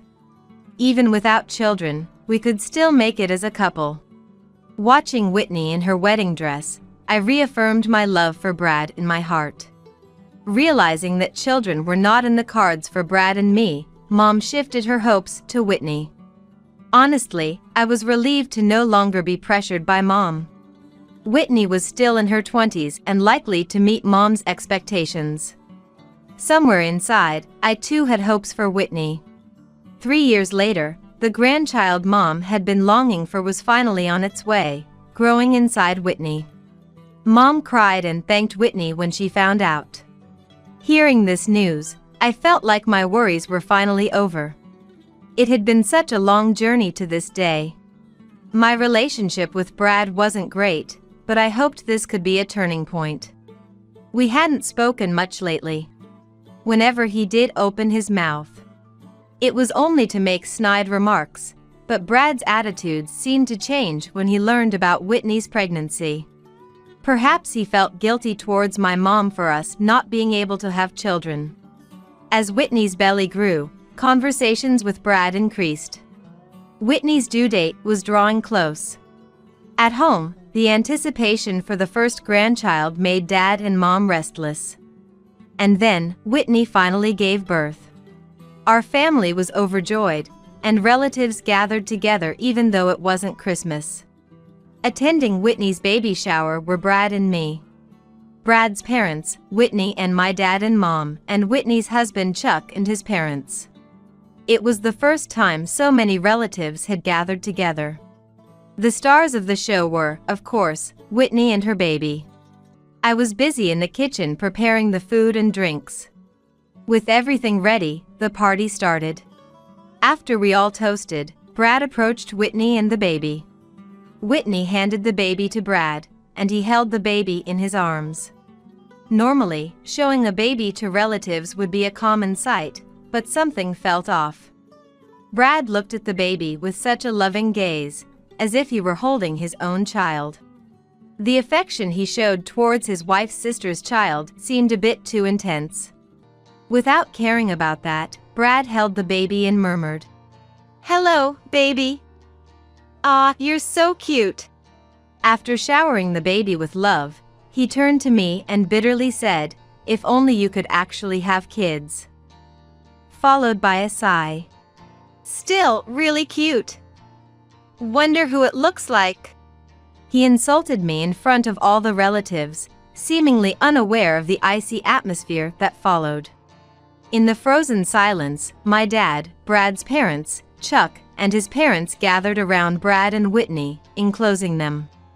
Whitney and Brad, engrossed with the baby, hadn't noticed until Chuck finally spoke up. "Really, it doesn't seem to take after me. It seems to have few similarities with Whitney too." He calmly confronted Brad.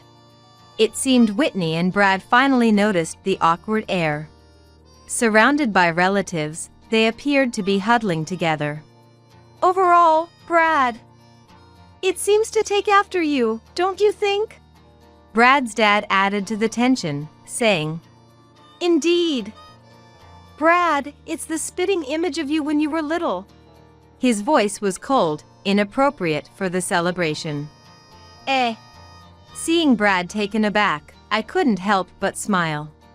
Brad was unaware that I had been laying the groundwork with the relatives. Months ago, I happened to see Brad's mobile phone. That day, I had taken the morning off to go to the hospital and found Brad's phone left on the dining table. Thinking to deliver it to him at work later, I was about to put it in my bag when the phone vibrated. Curiosity led me to glance at the screen, displaying a message from Whitney. "Your baby is growing bigger." My blood ran cold. Next, I was seething with anger. Whitney was trying to steal Brad. Given Whitney's past behavior, there was no doubt in my mind. To confirm, I looked at the message exchange between Whitney and Brad. It was an affair. Whitney planned to pass Brad's child as Chuck's. Brad was waiting for the right time to divorce me and remarry Whitney.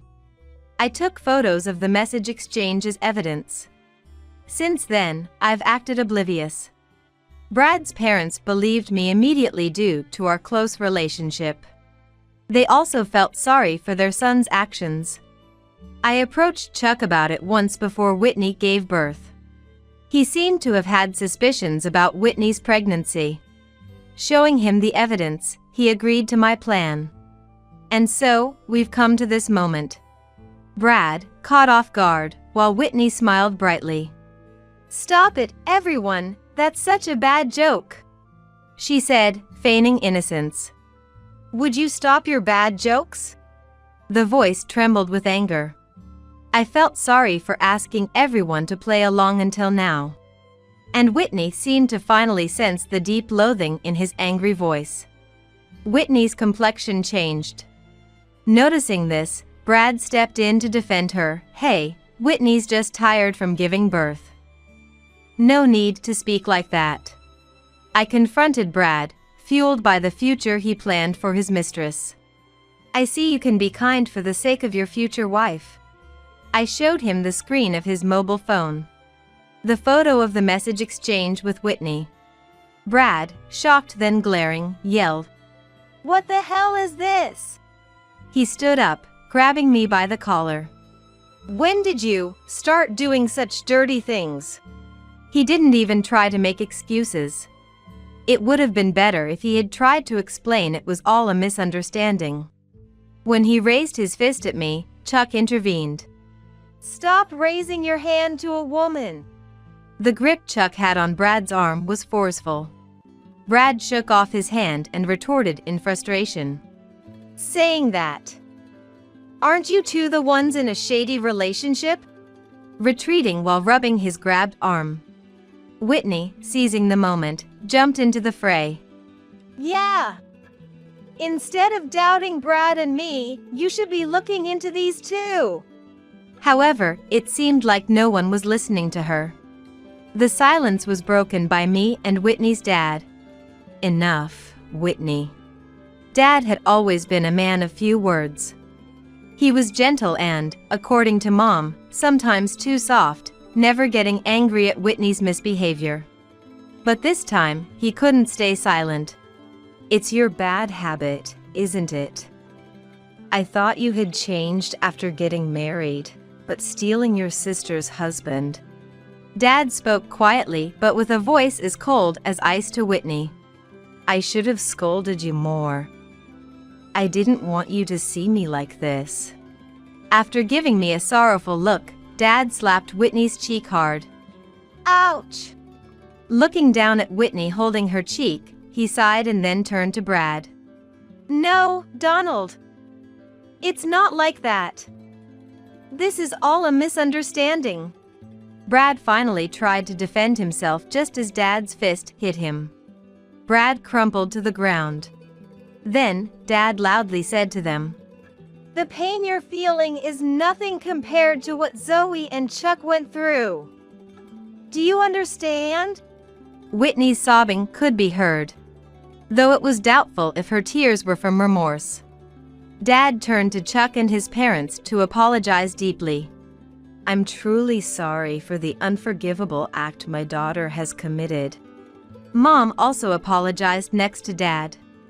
Then to Brad's parents, "I'm sorry for raising my hand to Brad in front of you," apologizing deeply once again. Brad's parents also apologized to us. "What is this? I did nothing wrong." Brad began to shout, breaking the silence. "It's all because Zoe is infertile. What a pitiful sight. So, it's not my fault." Whitney also started to struggle. "It's Zoe's fault. Having such a wonderful husband but not being able to bear children. So I decided to have his child instead." Whitney seemed to realize midway. No one was on their side. Cold stares were fixed on them. I decided to make it clear. "Listen, Whitney." I struggled to keep my anger from seeping into my gentle tone. "The cause of infertility wasn't me." "Wah!" Whitney was stunned. "We had fertility tests done." Everyone listened silently to my voice. "The results showed that Brad was the cause." The room went quiet. "Wah! No, that." Whitney's eyes began to dart around. A habit when she's hiding something. "Brad? That's a lie, right?" Whitney confronted Brad, but he was deflated. "I don't accept those test results." Brad couldn't accept that he was the one unable to have children, but I showed the hospital's test result papers. Dad and Mom looked at the evidence, and from Whitney's reaction, it seemed they realized something. Whitney, whose child is that baby really? Delivering the final blow. It's Chuck's child, obviously. She seemed unaware that her story was changing by the moment. Then, to put Chuck's mind at ease, why not do a DNA test? Whitney's eyes darted around nervously. There's no need for that. It's Chuck's child. Mom approached Whitney, speaking to her with the gentleness one uses with a small child. Whitney, let's get tested, shall we? I want to believe you, Whitney. Let me believe you this time. Her voice trembled towards the end. Mom was sobbing, huddled over. You're old enough, Whitney. It's time to take responsibility. Dad told Whitney, then apologized again to everyone gathered. He promised to report the results later, and Whitney's baby celebration party came to an end. Whitney stubbornly refused the DNA test, but her attitude only spurred our parents more. Dad tried to persuade Whitney himself, but she wasn't willing to listen. Eventually, without Whitney's consent, the test was forcibly conducted. Meanwhile, I had moved out of the house I shared with Brad. Brad, still not accepting his infertility, joked, "So, Whitney will move in after you leave." But I was already starting the divorce proceedings, undistracted. Months after the family gathering, Mom contacted me about Whitney's DNA test results. We were to return to our parents' house to hear the outcome. Brad, Chuck, and I listened intently to the results, which were unexpected by all. A heavy sigh escaped everyone's lips. The father of Whitney's child was neither Chuck nor Brad. What on earth does this mean? Dad couldn't contain his anger, even more furious than when he had slapped Whitney. What does this mean, you say? Whitney asked rhetorically, but no one supported her. Whitney, explain yourself. Chuck admonished her in a low voice. Resigned, perhaps realizing she couldn't escape the truth any longer, Whitney explained in a small voice. I don't know who the father is. Chuck was so busy with work right after we got married, and I felt so lonely. Her voice gradually turned whiny. It's not my fault Chuck made me feel lonely, right? The child is innocent. Let's pretend that night never happened. Please. Whitney moved closer to Chuck, not Brad. So, what about you and Brad? Chuck asked gently. Right. Brad was just for fun. I was entertaining him because things weren't going well with Zoe. Whitney glanced at Brad and laughed. Besides, Brad may come from a wealthy family, but he's so stingy. He never spoiled me. Chuck, you're the only one for me. Whitney clung to Chuck's arm. Brad, faced with the realization of his infertility and Whitney's abandonment, was just staring blankly. So it is. Chuck muttered softly, then forcefully shook off Whitney's clinging arm. Whitney fell off the couch, but Chuck stood up, towering over her. I've had enough. Talking to you any further is a waste of time. His eyes filled with hatred and sorrow. Dad and Mom said, we'll send the divorce papers later. Thank you for everything up to now. Without giving Whitney another look, Chuck left the house. It's the expected outcome, Mom said, placing a hand on Whitney's shoulder. From now on, you're nothing to me. Leave this house immediately. Mom had always ultimately accepted Whitney despite her behavior. But this time it seemed she had reached her limit. I've been too lenient. But don't worry, I won't bother with you anymore. Live strong on your own. We had never seen Mom react so coldly before. But her resolve seemed firm, as if she had come to a clear decision. Dad agreed with her decision, and it was decided that Whitney would be kicked out of the house. So, how long do you plan to stay here? I asked Brad, who was left behind. Brad slowly looked up at me. Then, as if realizing something too late, he asked, "Zoe, that kid wasn't mine, right?" If so, I'm innocent. Whitney was just playing around, as she said. So, why don't we call off the divorce and start over? I was speechless. After all the mocking, he had the nerve to say that. I have no intention of starting over with you. I wish I never have to see you again. So please, leave this house right now. I grabbed a mop nearby and hit Brad with it. Get out now! I shouted as I chased him out. Later, I finalized the divorce with Brad. I had gotten along well with Mil and wanted to keep in touch, but it wasn't to be. Mil and I had a farewell meal together, mourning our separation. Upon learning of my divorce with Brad, Whitney, who had been hesitant, agreed to divorce Chuck and finally left the family home. She seemed to intend to move in with Brad, but he refused her. Brad, too, was no longer in a position to support Whitney financially. After our divorce, Brad left his job due to discomfort at our shared workplace. He tried to help with the family business but became estranged from his family and is now looking for new employment while surviving on part-time work. Of course, with alimony payments to me, his life is far from easy. Whitney moving in would be nothing but a nuisance, especially considering she played with his feelings. Shunned by her family, abandoned by Brad, and pursued by Chuck for alimony. Whitney began to drift through the night streets, escaping from everything. But she wasn't the type to attract ordinary men anymore. Once relying on her beauty, post-pregnancy Whitney did nothing to restore her figure. Losing all remnants of her past glory. Unable to escape the glory of being adored in her youth, she became obsessed with a man she met in a nightclub. Drowning in debt and resorting to selling herself, she has fallen to a point of no return. Dad and Mom hired a detective agency to track Whitney's whereabouts, determined never to let her return home. They sold the family home and moved to a condominium in the next town. Mom, sharing this with me, looked sad but resolved not to extend a helping hand to Whitney. If her life were in danger, that'd be different. But that's it. We've decided not to do anything more.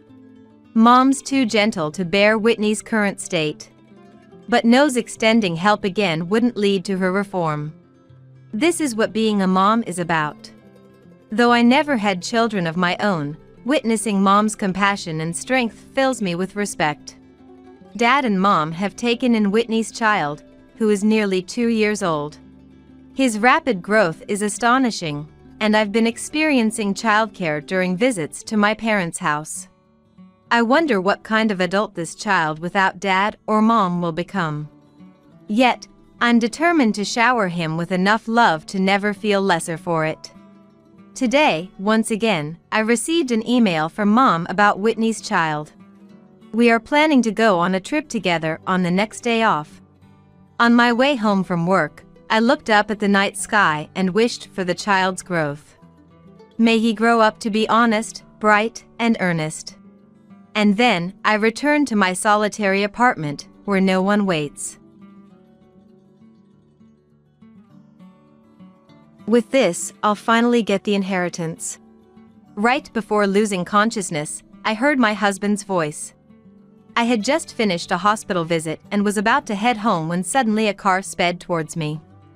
I realized it too late to escape and was hit. Amidst the intense pain and fading consciousness, I heard what my husband had said. What did he mean by inheritance? Why was he even here? As I tried to make sense of it, I lost consciousness without seeing him. 3 days later, I woke up and saw on the TV that my husband was acting the part of a grieving, loving husband. I was furious. He was garnering sympathy while pretending to be a good person, even though he had schemed everything. I couldn't let him have his way anymore and decided to seek revenge. I am Jennifer Brown, 29 years old. A music teacher. I've always loved the piano and dreamed of becoming a pianist since childhood. After practicing desperately every day, I managed to get into a music college, but I was overwhelmed by the high level of competition and eventually gave up. I obtained a teaching license and became a music teacher. Currently, I work at a local public middle school, where I'm not just a teacher but also the advisor of the choir club, leading a busy life. Being a teacher is tough, but the kids admire me calling teacher, so I was enjoying fulfilling days. Last year, I married Robert, whom I had dated since college. We were at the peak of happiness in both our personal and professional lives, but it didn't last. My husband Robert was just a mess. He worked at a bar, and because of the nature of his job, he had late shift. Our daily rhythms were completely different, and we began to drift apart. He often drinks after work, so I find him sleeping at the entrance returning home drunk in the morning. Initially, I thought it was just part of his job. But when I came home tired from work, I found clothes thrown about, and the table littered with empty instant noodle cups and finished drink bottles. Seeing this mess every day, my anger just kept building up. Robert, put your clothes in the laundry. And can you clean up your mess? What? Stop nagging. I'll do it later. Later? You always say that and never do it. Do it now. Frowning, Robert clicked his tongue in annoyance. If it bothers you so much, do it yourself. You're such a nagging woman. What? I'm tired from work every day. Why do I have to take care of you? Can't you at least take care of your own things? I'm tired too, you know. Do you think you're the only one? Or do you think you're superior to me because you earn more? I denied that, and Robert sighed. Then you should do it. Don't order me around like that. Saying this, Robert lazily lay down on the sofa and started fiddling with his mobile phone. Despite shorter working hours than me, he never helped with housework and just drank around and slept at home. I ended up doing all the cleaning and laundry. Recently, our dates had stopped, and we just argued more. Robert was very handsome. He was popular in college that he even had fans from neighboring universities. I felt superior just being able to marry him. I was smitten with the gentlemanly Robert during our courtship, but now I wondered why I married him. However, everyone has their good and bad sides. I thought maybe it was okay for someone handsome to have a flawed personality, so I decided to bear with it. Half a year after getting married, Robert, who usually went out even on his days off, seemed restless one morning. When I finished cleaning up after breakfast, he called me. Actually, the bar's been doing poorly lately. I'm short on cash. Can you lend me some? What? Are you that short on money? What did you spend it on? He had been saying for months that his salary had decreased and he couldn't pay living expenses. But his salary was supposed to be entirely disposable, yet he claimed to be short on money. You know, sometimes I go out for drinks with friends. Alcohol costs a lot. If it's really for the shop, you should get reimbursed for expenses. It's ridiculous to pay out of your own pocket. No, it's not that. I mean, I need it for studying. I have to know other bars' menus and stuff for research. Robert's stammering explanation seemed suspicious. How much do you need? You'll give it to me? $200. Just $200 is fine. I sighed, and Robert happily hugged me. I was exasperated by his opportunistic behavior, but it was exactly this kind of charm that always ensnared me. I took out $200 from my wallet and handed it to him. He hugged me again. I really made the right choice marrying Jennifer. Thank you so much. Because of our constant fighting these days, I felt over the moon when he hugged me while I was exasperated with him. I felt like I had to support him, who had a tough job. But then, he started asking for money almost every month. The amount he wanted kept increasing, and before I knew it, I was giving him as much as $1,000 monthly. For me, just a teacher, it was quite tough to pay $1,000 in addition to regular living expenses. Despite my efforts to save, my savings were rapidly depleting. Robert, can you pay back even a little of the money I gave you? What? Why all of a sudden? You gave me that money, why should I give it back? It's getting hard to make ends meet. If I keep giving you money, I won't be able to pay for gas or water. When I spoke to Robert before he went to work, he made a face as if it was a hassle. I can't help it, my salary is too low. You could if you tried to save a bit, like cutting down on eating out. I'm doing that for the bar. Are you trying to interfere with my work? Then sell your piano. That'll bring in good money. Saying that, he left the house. My piano is as precious to me as life itself. It was a gift from my father when I was 2 years old. I need it for practice as a music teacher, there's no way I can part with it. Yet, Robert, who casually drinks around, coldly suggested selling it, which infuriated me. After that, Robert and I stopped speaking. He didn't try to talk to me either, and our marital relationship was practically in ruins. I was contemplating divorce when an incident occurred. While playing the piano, a pain shot through my wrist. The pain, like an electric shock from the wrist to the fingertips, became unbearable. When I visited the hospital, I was diagnosed with tendinitis. If it gets worse, you might need surgery, so you should get a thorough examination at a bigger hospital. Told this at a nearby clinic, I was given a referral letter. Then, I headed to the general hospital in the next town. If my wrist pain worsens, I might not be able to play the piano anymore. And if I can't play, I might lose my job. If that happens, I don't know what to do to make a living. Having focused solely on playing the piano and not having done any other job, I thought changing careers would be difficult. Before the consultation, I felt anxious and heavy-footed. However, the doctor, after seeing the X-rays, smiled and said it was okay. Let's observe for now. If possible, please rest your hand. Don't play the piano for about a week, and if the pain worsens, come back for another visit. I was relieved to hear that it wasn't serious enough for surgery. It happened when I stepped out the parking, just as I was about to leave the hospital triumphantly. Watch out! I heard a woman scream and turned around in shock to see a car speeding towards me. I wanted to run, but my body wouldn't move properly. Then, an immense impact hit my body. It's an accident! Call an ambulance! Get a doctor! I heard various voices. Amidst fading consciousness, a familiar voice reached my ears. With this, the inheritance plan will work out. I heard a distinctly familiar voice amidst the others. But I lost consciousness before I could identify the speaker. 3 days later, I woke up to the ceiling of a hospital room. When I tried to sit up, intense pain shot through my body. Ow, it hurts. Ms. Brown! Can you hear me? I'll go get the doctor, just wait here. I couldn't respond to the nurse's voice. She hurried out, and then the doctor came running. Ms. Brown, do you know where you are? The hospital? Correct. You were hit by a car after your last visit and have been hospitalized. You haven't woken up for 3 days, so we were worried. I was shocked to hear it had been 3 days, but I couldn't voice it. The nurse and doctor then explained my current situation.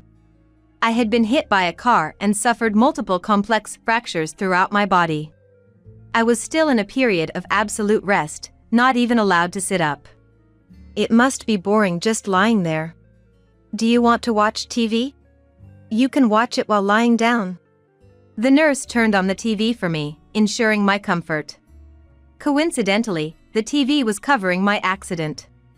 Oh, you probably don't want to see this, do you? Should I change the channel? No, please leave it. I want to watch. I couldn't take my eyes off the news. It reported that a woman named Amelia, who hit me with her car, was arrested for dangerous driving causing injury. Seeing the perpetrator's photo, everything made sense to me. Then I realized that the voice talking about receiving an inheritance when I was hit was Robert's. He had intentionally run me over with a car for money. However, the news only reported that he was in Amelia's car as a friend, nothing more. The screen switched to Robert. I never imagined that the car I was in would cause an accident and hit my wife. I keep seeing that scene in my dreams. I can't sleep at night." I exploded with anger at his tearful interview. This accident was undoubtedly schemed by Robert. I couldn't stand him causing me this accident for inheritance and then continuing to act like a good husband. Determined not to let Robert have his way anymore, I vowed revenge. 4 hours after waking up, Robert burst into the room, panting. "Jennifer! Thank goodness you're awake!" I shook off Robert's hand as he tried to grasp mine uninvited. "What's wrong? Are you still in pain?" "Yes, I am. My whole body is in excruciating pain, all because of you." "What are you talking about?" The atmosphere grew tense, making even the nearby nurse's expression stiffen. Trying to lighten the mood, Robert forced a smile. "Are you still confused? Is there anything you want to eat? I'll go buy it." "I don't want anything. Can you please leave my room right now?" "Why are you saying that?" "Jennifer, you're acting strange." "It's not strange at all. The accident was schemed by you for the inheritance, wasn't it?" Robert looked surprised at my words. "What are you talking about? Why would I do something like that?" "Really? Then why did you take out a high-value life insurance policy a month before the accident? You said you couldn't even afford to pay the living expenses because your salary was low." I was told it's good to have insurance in case something happens. Amelia, the girl who hit Jennifer with her car, she works in insurance sales. She used to work part-time at my bar." Robert had given the same explanation when he took out the insurance. They had been close since her part-time days, and after she got a job at an insurance company, they kept in touch. He said he felt sorry for her as she was struggling to sell policies. As he worried about getting scolded by her boss and having low pay, he decided to take out a policy to help her out. "The insurance was taken out because you, Jennifer, earn more than me, right? If something happened and you couldn't work, it would be a problem, so I contracted the insurance for you. Isn't that reasonable?" Hearing that, it seemed like his explanation might not be wrong. "You're in a situation where you have to borrow money from me and can't pay the living expenses, yet you can afford insurance premiums? If you can pay that much, why not repay me?" "Don't say that. I got the insurance for your sake." Robert said this while holding my hand. His expression looked genuinely concerned, but I couldn't bring myself to trust him.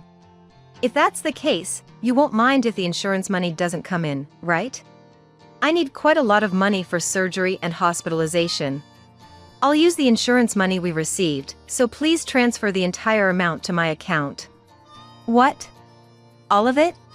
Is that much really necessary?" "It might be. If it's not enough, will you pay the rest, Robert?" "What? Not enough? That can't be true." Robert's face stiffened as he muttered to himself. Seeing him like this, the nurses also cast suspicious glances. I beckoned Robert to come closer and whispered so only he could hear. "It's useless to lie anymore. There isn't much insurance money because I'm alive, and there's zero inheritance. You must be disappointed." Robert frowned upon hearing this. "Zero inheritance? What do you mean?" "It means there's almost no savings. Did you think you would get all my money if I was gone?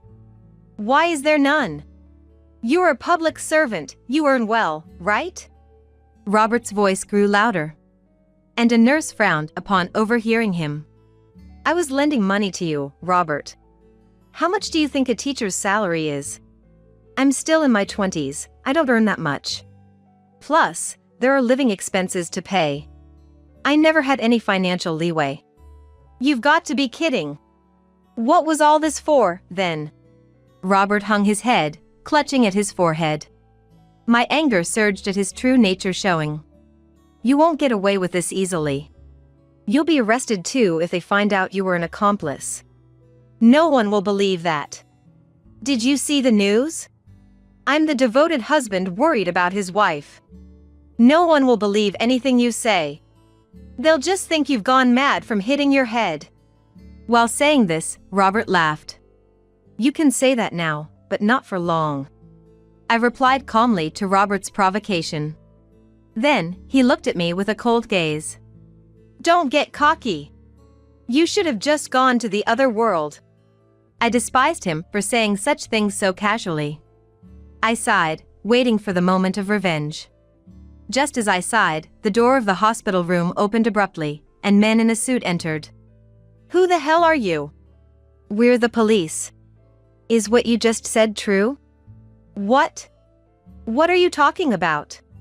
I'm just worried about my wife. Ignoring Robert, who was sweating and panicking, the police reached for my bedside and took out a mobile phone. The phone was in the middle of a call. We've heard everything. Even the part about she should have gone to the other world. What? Why are the police? He turned pale and started to tremble. I called them. I wanted their help to uncover the truth about the accident. Thanks to you, I could fully expose your true nature. What? You? Officer, this is a misunderstanding. I just have a quick temper, and I thought Jennifer was picking a fight, so I snapped. It's not really about the money. No one will believe those words now. Then show me evidence that I'm the perpetrator of the accident. Robert kicked the bed in frustration. I glared at him and turned to the police. The woman currently arrested, Amelia, is his mistress. They've been close for quite a while. What? Don't say such nonsense without evidence. There is evidence. I had hired a private detective agency to investigate you. We have photos of you with Amelia and records of your activities over the past few months. Lying won't help you now. Ever since Robert frequently started asking me for money, I suspected he was in debt and hired a private detective agency investigate. The investigation revealed that he was having an affair, spending money on drinks and hotels daily. Knowing his mistress's face, I was certain he was involved in the accident when I saw her on the news. The police were making a phone call to search my house while listening to the conversation. Meanwhile, Robert was sweating and visibly shaken. So you ran out of money I gave you, and planned this accident to get the inheritance and insurance money, planning to live with her, isn't that right? That's just your wild imagination. Then I'll take the insurance money. Withdraw it now and bring it to me. Robert fell silent. It seems like he doesn't want to give up the money at all. Even though Robert refuses to hand over the insurance money despite the situation, the surrounding skepticism grows. I've heard from the police. They're concerned about how much you've been worrying about that woman. Well, she's my friend, it's natural to be concerned. The police told me they're concerned about how much you worry about the other woman. You're not even mad at Amelia for what happened to me. And why were you at the hospital that day, at that time? It was a weekday morning when I went to the hospital. Robert should have been getting ready for work around noon, and it was the time when I finished my appointment. Yet, he was inexplicably near a hospital in a neighboring city. I just happened to have a day off. On your day off, you were at the hospital? There are no places around there that you would visit. You weren't being treated there, so there must have been some reason you were there. Robert was speechless, sweating profusely. The police then restrained him. We'll ask for the details at the station. Please come with us. Wait. I'm not guilty. It's all a misunderstanding by Jennifer. His desperate excuses were ignored by the police, who remained unfazed with a stern expression. Officer, if he had planned the accident, what kind of punishment could he face? Well, if it's premeditated, it could be attempted murder. We need to hear the full story first, though. Attempted murder? Help me! Jennifer, I'm not guilty! Forgive me! Robert, pale as a ghost, shook off the police's grip and clung to my bed. I admit I was wrong for cheating and borrowing money. I'm sorry. But this time, I was just in the car. I'm not guilty. Before I lost consciousness, I heard your voice, Robert, saying now we'll get the inheritance as planned. How can I forgive someone who did this for money? When I spoke up, he started making unbelievable statements. What? Are you sure about that? If I get arrested, it will reflect badly on you too. You'll have trouble at work. It's in your best interest to be careful. Why should I forgive you? Do you even realize what you've done? I plan to divorce you, and whether you get arrested or not is none of my concern. I sighed in exasperation at his shocked expression. Wait! Talking about divorce at a time like this? What do you mean? How can I live without Jennifer? I made a further attack on Robert, who held his head in despair. That's not my problem. Just so you know, I was planning to divorce even without this incident. I have proof of your infidelity, and I'll get a hefty compensation in the divorce trial. Compensation in a divorce trial? How can I possibly pay that? If I get arrested, I'll lose my job too. That's your own fault for committing a crime. You should have thought twice before doing such things. Robert then knelt down, defeated.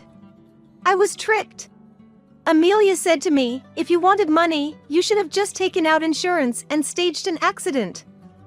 Initially, I was supposed to drive, but since my license was suspended, she decided to drive. It's all her fault. Robert shouted. Hearing Robert try to lighten his sentence even in this situation, I couldn't contain my fury. Tricked or not, I don't care. I'll never forget you saying I should have gone to the other world. That was your true feeling. That's a lie. I didn't mean it. I can't believe such words. I never want to have anything to do with you again, Robert. I'll consult a lawyer about the divorce, so never contact me again. No! That's a lie! Stop it! I'm not bad! Let go! He started to thrash around, but he was warned that further resistance could lead to obstruction of justice charges, and he quietly left the hospital room with the police. The next day, I learned from the news that Robert had been arrested. The once kind and grieving husband was now vilified as a criminal who plotted murder for insurance money. Over a decade later, I heard that he was released from prison. He had been fired from his job and struggled to find new employment due to his criminal record. Apparently, he was now working at a grocery store. I saw on social media that he is often reprimanded at work for having a lot to learn. As his case was reported in national news, he's well known to many. Apparently, people recognize him and take his photos without permission, making him uncomfortable. The photos show him looking significantly aged and unkempt, likely due to financial struggles. It's sad to see such a drastic change in someone who was once celebrated for his looks during his college days. Despite feeling this way, I cannot forgive him. I hope he spends his life reflecting on his actions. After everything that happened, I resigned from the school where I was working and moved out of state. There, I found a job as a piano teacher. Miraculously, my hands were not permanently damaged from the accident, and I was able to play the piano again. Now, I am remarried to a different man, and we are blessed with 2 daughters, living happily as a family of 4. When I married Robert, I chose him based on his looks. However, this experience taught me a painful lesson about not judging people by their appearance. My current husband may not be conventionally handsome, but he's kind, honest, and a wonderful person. I've made a vow to myself to never be swayed by appearances and to discern people's true nature. I was standing there, unable to move or understand what was happening to me, when my husband Harrison, who was next to me, asked, "Are you okay?" It was then that I realized I had been doused with water. In front of me was Maëlle Jeanette, holding a cup and smirking nastily. This is not your place. You're shamelessly overstepping. How many times do I have to tell you you're not welcome here? Jeanette's angry shout filled the room at Raphael Frank's funeral. My name is Mila, a 35-year-old self-employed business owner.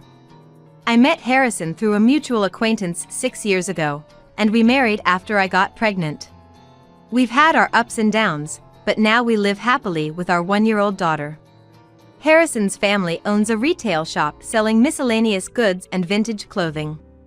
Harrison, their only son, went to college in Boston, intending to take over the family business. However, after landing a job at a major corporation post-graduation, his parents easily conceded. There's no need for you to take over our debt-ridden business. We're proud you can work at a prestigious company. Don't worry about us, build your own family in Boston." Encouraged by his father Frank, Harrison worked diligently in Boston and achieved a promotion to a managerial position at a young age. We met, quickly started dating, and before we knew it, I was pregnant. Since our relationship had been headed towards marriage, the sequence of events have changed, leading to us announcing both our marriage and pregnancy to our parents at the same time. My parents, who live in another state, were delighted with my marriage and pregnancy, except for Jeanette. "What? Pregnant? With him?" I still vividly remember Jeanette's words to me during my first visit to Harrison's family home. Frank scolded Jeanette, but he only made excuses for her in a low voice to me, especially regarding Harrison, saying, "She doesn't mean it." And Jeanette, having her son's girlfriend over for the first time, offered nothing at all. It wasn't naivety or an oversight, but a deliberate display of not offering anything. "Pregnant? Are you going to have the baby? Then you must continue the environment I provided for my son and raise your child the same way. I'll teach you how." "Wait a minute. I'm planning to take maternity leave and then return to work, so I appreciate your concern, but we will decide and manage our child's upbringing." Though I was reluctant to argue with my MIL on our first meeting, I felt that it would be important for her to understand our stance. Jeanette, clearly not expecting me to talk back, glared at me, her face filled with surprise and anger. Then she pressed on, "What kind of job forces you to work instead of raising your child?" Jeanette seemed to be implying dissatisfaction with her son's salary at a major corporation, aggressively questioning me. When I mentioned that I was the secretary to the president of a publicly traded company, Jeanette looked at me scornfully and said, "That's distasteful." Jeanette appeared to have a stereotype of secretaries as glamorous women serving powerful men or attractive but incompetent at their jobs. "Is Harrison being deceived? Are you really marrying him?" she asked repeatedly. Harrison, with a strained laugh, simply said, "Yes." He didn't support me but instead laughed it off, eager to leave the situation, which left me feeling disappointed and unsure about our marriage. However, Frank, having listened to the whole conversation, was different. "It's tough to be a secretary. Before I was married, I worked at a company where the bosses had secretaries. It's a really difficult job. This idea of secretaries being distasteful is so outdated," he said, criticizing Jeanette. Jeanette, not expecting to be reprimanded, turned red and hastily said, "I need to step out for a bit," and left the house. Frank later reassured me, "If you have any troubles, you can always come to us for advice." Hearing that, I felt for the first time that I was accepted as a member of the family. After that, since our marriage was sudden due to the pregnancy, we didn't have a wedding ceremony and just completed the paperwork. After the birth, we had talked about having a small ceremony with just close family once things settled down, but those plans fell through dramatically. "What? Dad has cancer?" Harrison was shaken by the sudden news, and since I was worried about him going alone, I went with him to the hospital where Frank was admitted. As soon as we arrived at the hospital, we were called by a doctor and, without any mental preparation, were informed about Frank's limited time left. Entering his room, we saw Frank with numerous tubes attached to his arm. It was painfully hard to look at. Noticing us, Frank gave a sorry smile and said, "My apologies." I wondered why Frank, who had done nothing wrong, was apologizing, but soon understood. Frank had been hospitalized for several days, and Jeanette hadn't visited him at all. According to Frank, since he was given a terminal diagnosis, Jeanette thought he wouldn't know what was happening and took the opportunity to go on trips and shopping sprees. Frank didn't know for sure since he was in the hospital, but he heard it from neighbors who visited him, so it was likely true. Frank, unable to prepare his own change of pajamas and underwear during his hospital stay, said to us apologetically, "I'm sorry to ask this so soon after your wedding, but I need your help." Since my pregnancy was stable, I had no problem going to the hospital in the morning, so I gladly took on the role of caring for Frank. I was originally planning to take maternity leave at 9 months pregnant, but with Frank's care needed, I applied for caregiving leave at my company, planning to transition it into maternity leave. But even this didn't go as planned. With Frank's hospitalization, Jeanette began neglecting housework entirely to indulge in her leisure activities every day. Consequently, the house became cluttered with garbage, and Jeanette, who was somewhat osteoporotic, slipped, fell, and fractured her bones. Now, not only Frank's, but also Jeanette's care fell onto us. Please, just until Mom can walk again, can we live together? Frank's cancer treatment was stabilizing, and he was close to being discharged when Jeanette fractured her bone. My husband asked me, and I reluctantly agreed to live together for a limited time, but this decision would later become a source of great regret. You slowpoke! Hurry up and prepare the meal! Jeanette, now having difficulty walking and using crutches, started hurling verbal abuse at me due to her frustration of being immobile. I had to clean the room Jeanette dirtied for Frank's return, but with my growing belly, it was hard labor, and I struggled to move as I wanted. Jeanette mercilessly berated me and would hit me with her crutches when nearby. I protected my belly as best I could, but my arms became covered in bruises. Such a big target, easy to hit. I was terrified, thinking this was the same woman who had once given birth. I reported Jeanette's harassment to Harrison, but he would just say, "It's only for now. She's just stressed because of her injury." He showed no signs of helping me, and I felt increasingly cornered. And then, Jeanette, with her mobility impaired, brazenly started inviting men to the house during weekdays when Harrison was at work. Jeanette, does Frank know about this? It doesn't matter. He won't be returning to this house anyway. His time is almost up. This house and all the property will be mine. Jeanette said this and laughed loudly with the man who seemed to be her affair partner. She even threatened me, saying if I spoke to anyone about this, she would make me suffer. The repeated scenes of Jeanette's verbal and physical abuse haunted me every night, leading to severe headaches and palpitations that kept me awake.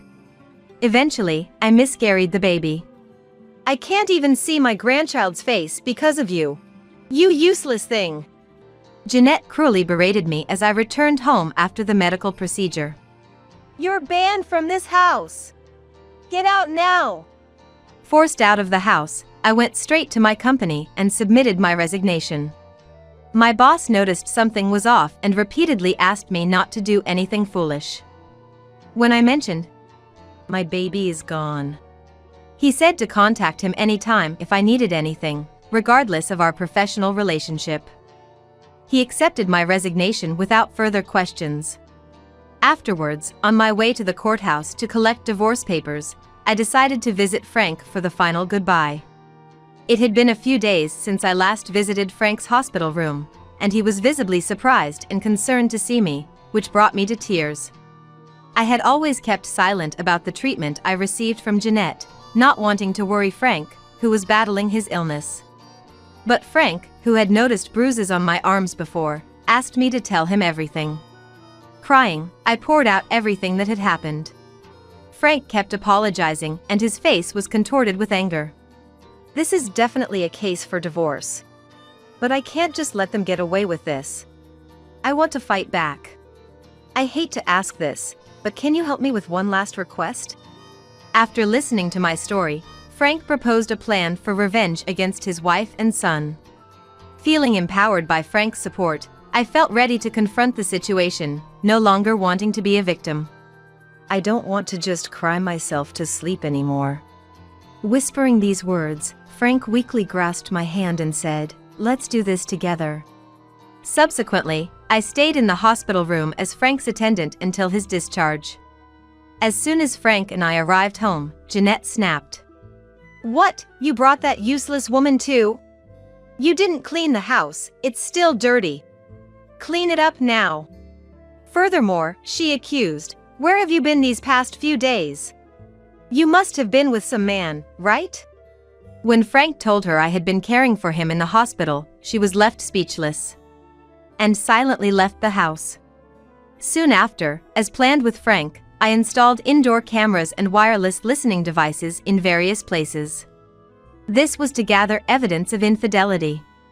As expected, when I accompanied Frank to the hospital for outpatient treatment, Jeanette confidently invited men into our home. "We have the evidence," Frank said. Frank contacted a lawyer friend and began the process to disinherit Jeanette.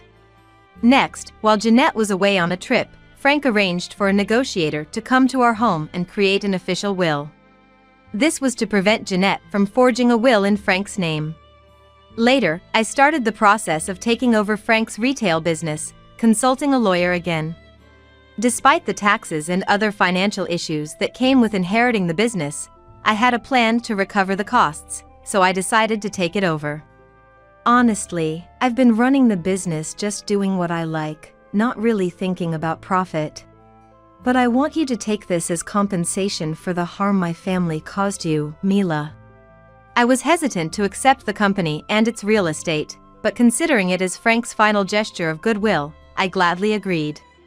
"Frank, I'll protect this company, so don't worry." As I assured him, Frank smiled at me.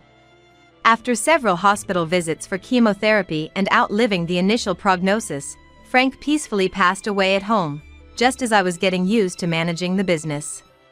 Finally, doctors' life expectancy predictions are so unreliable. Let's quickly finish the funeral and turn this house and land into cash. Despite Frank having just passed away, I was unable to contain my anger at Jeanette's harsh words. "You're no longer needed. I don't need your care anymore, so leave this house right now." Treating me as if shooing away an animal, I responded to Jeanette, "I understand. I don't want to stay here for another minute." Saying that, I grabbed my pre-packed suitcase and prepared to leave. Harrison, who had always been like heir to me, didn't try to stop me as he wanted to stay with his beloved mother. "Let's meet for the last time at the funeral," I said, and left for the weekly rental apartment I had arranged. After dropping off my luggage, I changed into morning clothes and headed to Frank's funeral for the final act of my revenge. Frank, beloved by the local residents, had attracted many people to his funeral. Getting out of the taxi, I was heading to the family's waiting room when Jeanette suddenly splashed water on me. This is not your place. You're shamelessly overstepping. How many times do I have to tell you you're not welcome here? After glaring at Harrison, who was feigning concern, I confronted Jeanette. "It seems you don't understand anything, Jeanette. Are you all right in the head? You'll be the one in trouble when I leave." As I spoke, Jeanette retorted, "Shut up! How dare you, just a son's wife!" And once again threw liquid at me. Even I had to exclaim, "What? If you're going to act like this, I'm leaving, and I won't forgive you no matter how much you cry or yell." With that, I walked away from Jeanette. I intended to take a taxi home immediately, but since the liquid Jeanette had thrown on me turned out to be alcohol, not water, I headed to the restroom to wash it off. It probably wouldn't stain, but I needed to clean the alcohol from my funeral attire and hair. After touching up my makeup, I exited the restroom to find an agitated Jeanette rushing towards me. "What is this? Explain yourself." Not understanding what she meant, I listened silently as Jeanette ranted about the existence of another will separate from the one she was holding. Soon, relatives drawn by the commotion began to gather. "Jeanette, forging a will is a serious crime," I said. When she acted ignorant, I explained in front of the relatives. Frank had already made a will and stored it with the courts. So the one Jeanette has is a fake. Moreover, because of her forgery, Jeanette has lost her inheritance rights. As Jeanette began to make a scene, denying it, I elaborated further. Originally, Frank didn't want to leave his estate to Jeanette, so he had taken measures while he was alive. The process of disinheritance had already been filed at the court, meaning Jeanette could no longer inherit anything. The reasons are simple: Jeanette's failure to care for her husband, her routine verbal abuse, and her misappropriation and disposal of his property, to name a few. Since Jeanette denied it, I decided to play the recorded conversations from our home to the gathered relatives. "I can't be bothered with taking care of my husband. It doesn't pay to be diligent. Since he doesn't have much time left, it doesn't matter what I do, no one will know or care. Once I get the money, I'll be with my boyfriend. Hearing Jeanette's words from the speaker, the relatives were disillusioned. What further cornered Jeanette was her forgery of the will. I informed her that this could lead to losing her inheritance rights in civil terms and even possible imprisonment in criminal terms. Then Jeanette exclaimed, "Frank's company exists! That's mine!" Unfortunately, it wouldn't become hers. The reason being that I had already completed the business succession, and the company, which was only a storefront operation at the time, flourished under my management. Using my past skills, I launched an e-commerce shop, which turned out to be a success, bringing the company onto a profitable track. Jeanette had always misunderstood that I was merely assisting Frank and had never imagined that I had taken over the management. "Jeanette, if you want to take back the company, please save up the taxes you need to pay to the government and then let me know," I said spitefully. Then Jeanette claimed that even if she didn't receive the inheritance, Harrison would. So I turned to Harrison and said, "Here are the divorce papers. You understand why I want a divorce, right? It's because you've always ignored Jeanette's harassment and never helped me. I'll be seeking compensation for the mental anguish I've suffered, no matter how small the amount. Also, I'll demand compensation from Jeanette for causing the breakdown of our marriage." Finally, Jeanette broke down, crying, "I just want money, anything," and apologized deeply. No matter what Jeanette did, I had no intention of forgiving her. An apology wouldn't bring back my precious baby. With tears of frustration, I left the funeral. Later, the divorce was finalized, and I confirmed that the compensation from Harrison and Jeanette had been fully deposited. It seemed they used the money from selling their family home for the compensation. About a year later, Harrison appeared before me, holding a marriage registration form. "I'm really sorry for hurting you. I only realized what true love was after I lost you.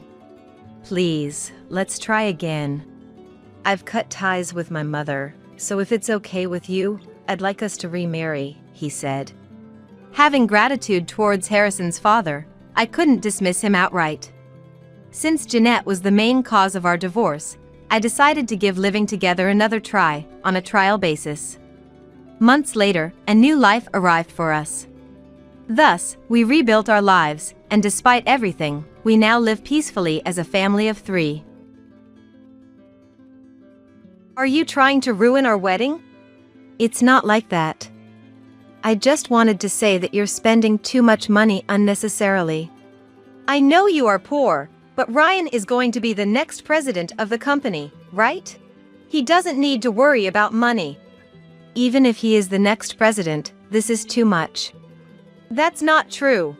I just wanted to see your happy face, and when I told Ryan that, he was willing to do anything I said." "What?" "It seems he really likes you. He generously spent money whenever it was for you." Her words hit me like a stab with a knife. As I looked at her face in surprise, and she looked back at me with a sly smile.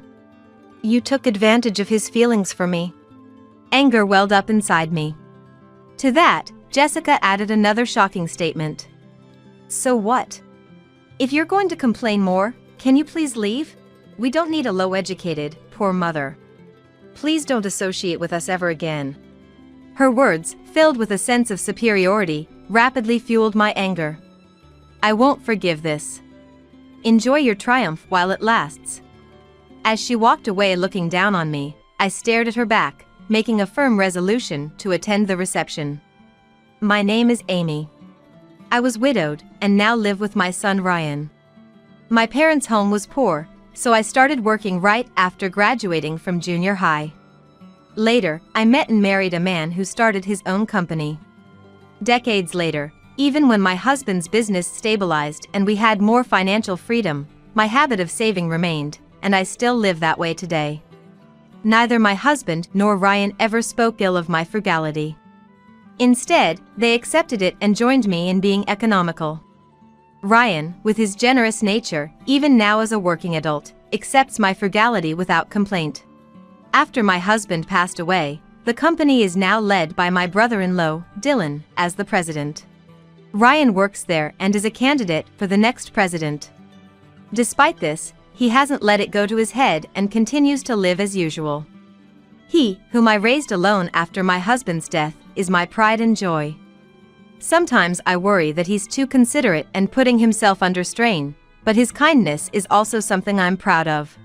Since working for the company, he has become even more independent, and recently he has become a very reliable man.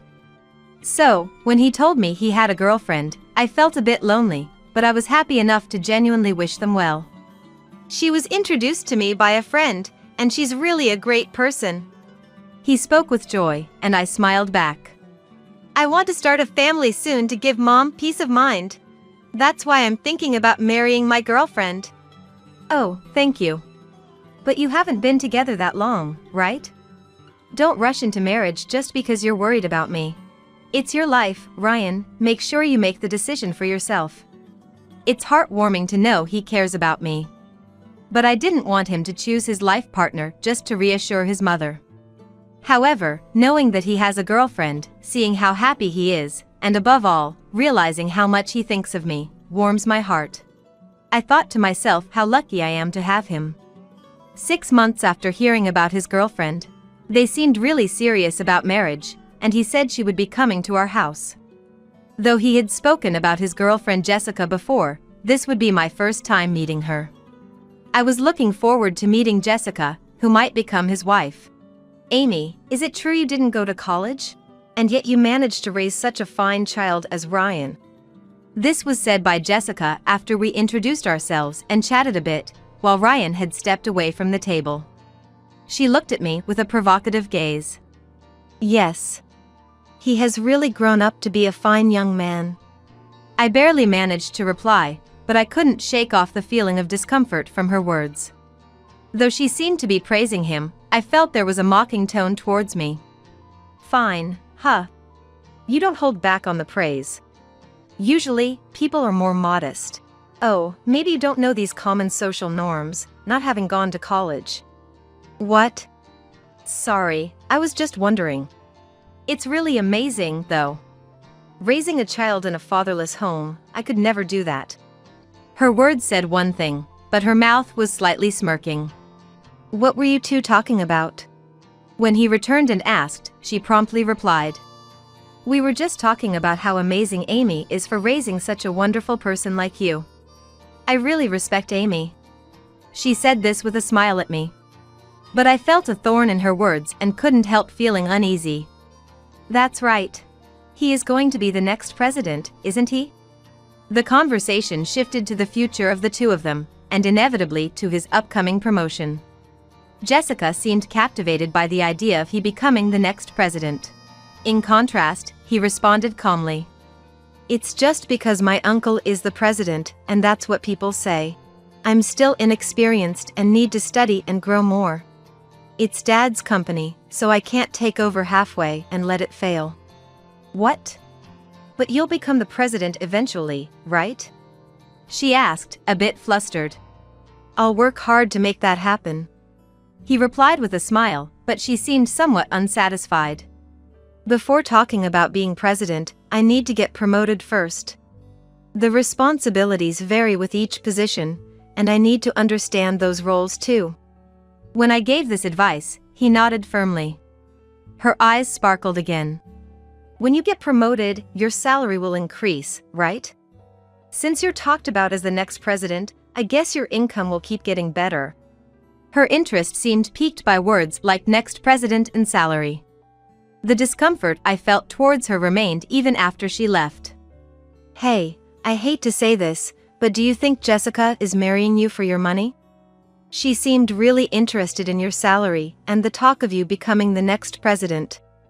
I couldn't help but ask him. It's his life and his family. I may not have a right to interfere, but I couldn't stay silent, considering his happiness. But Ryan denied it. I don't think so. She is concerned about money because she plans to manage our finances after we get married. Finances are important in marriage. Oh, so you two have talked it over. Yeah. She said she would manage our finances after we marry. She's always been responsible, so it'll be fine. If that's the case, Mom, I'm 28 now. I'm an adult, so don't worry about me that much. His smile swept away my worries. Seeing his expression, I came to a realization. Maybe I was just feeling something like jealousy towards her. Is this how a mother feels when her son is getting married?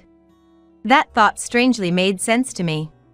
But I would later realize that this idea was a mistake. A year after meeting Jessica, their wedding is today. I don't know any details about the wedding. She asked me not to interfere too much. Indeed, the wedding is about the two of them, and it's an important event for their future married life. I decided to quietly watch over them and looked forward to this day. But, when I arrived at the venue, I was so surprised that I was rooted to the spot. Because the rented venue was decorated so lavishly, it was beyond what ordinary people could afford.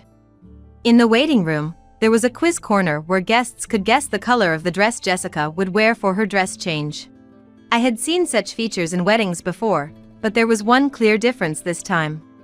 There were 2 dress changes, and the dresses were in 2 different colors. Furthermore, the menu listed ingredients that were extravagantly high-end.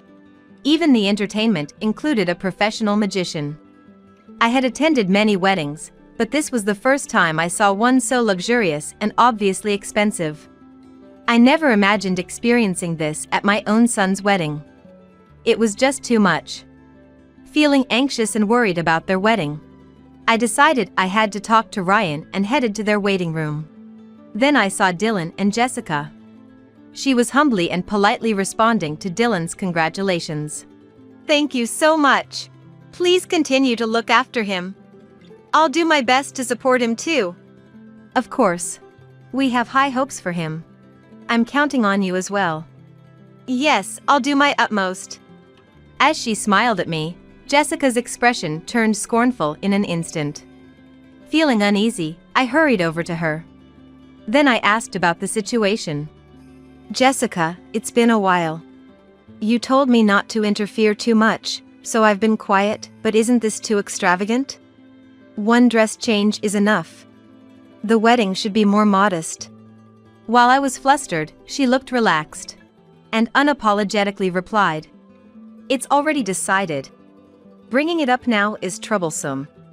My mind went blank, unable to find words.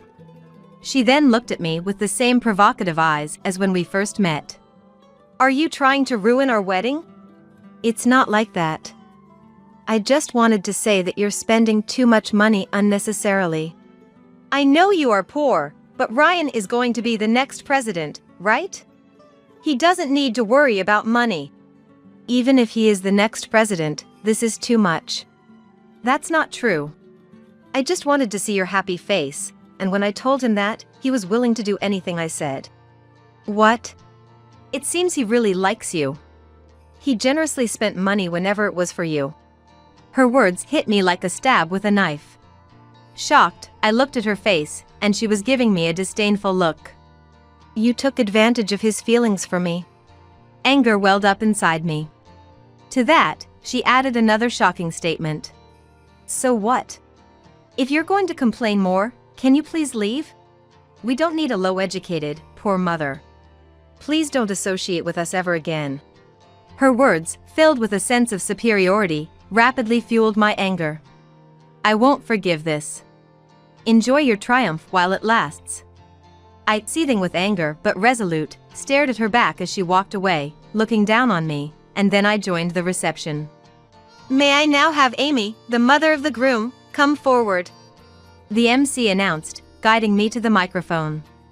I knew I had to give a speech, as Ryan had informed me beforehand, but it seemed Jessica was unaware. The situation was different from what I had imagined.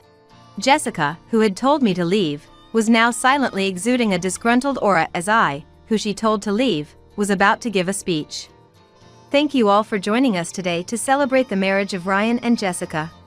Ryan and I have always supported each other throughout our lives. I began my speech, sharing my thoughts about Ryan. After narrating old episodes, I continued. However, it seems that from today, I must let go of him. Therefore, I am firing him. The room erupted in murmurs. Dylan, along with other company attendees, looked shocked and confused. The noise in the room grew louder. Among them, Jessica was the first to speak out. Fired? What are you talking about? Amy, who isn't even part of the company, can't make such decisions. You should think before you speak. Even as a mother, there are limits. Jessica, what are you saying? I am firing Ryan. You said you didn't need a low-educated, poor me, and told me to never associate with you again. That's... Moreover, it seems you were only after his money. And Ryan, choosing someone like you, I can't trust him anymore. That's why I am firing him. My words intensified the murmurs in the room. Jessica, her harsh words exposed, turned red-faced. Ryan, glaring at her, questioned.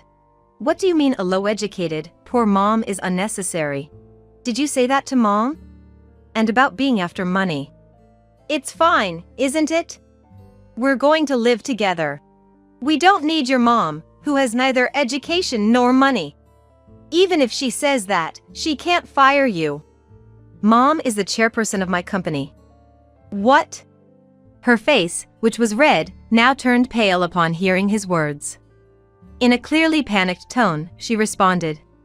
But, you said she didn't go to college. How can someone like that be a chairperson? That's the truth. The company was started by Dad. Mom has been involved since its foundation. Now, she understands the company more than anyone and holds the real executive power. Why didn't you tell me such important things earlier? If you had, none of this would have happened. Instead of apologizing, she began blaming him. But he looked at her with disdain. I plan to tell you about the company's details eventually. But now, there's no need.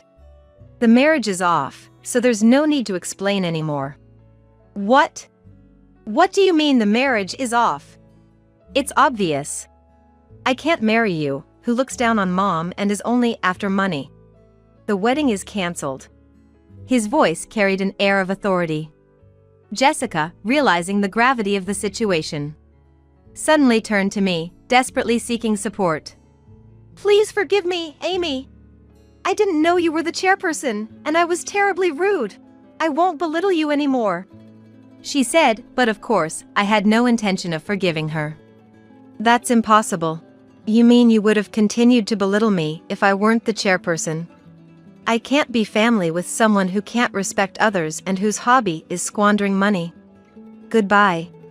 With that, I started to leave the venue. Following me, Dylan stood up, and then the other attendees began to prepare to leave. Wait, please don't go, everyone! She screamed, but no one even looked at her with sympathy. My relatives expressed relief that he hadn't married such a person, and Jessica's relatives looked utterly disgusted. Her friends, who had been condescending thinking she would become a CEO's wife, were also displeased with her recent attitude and quickly began to leave.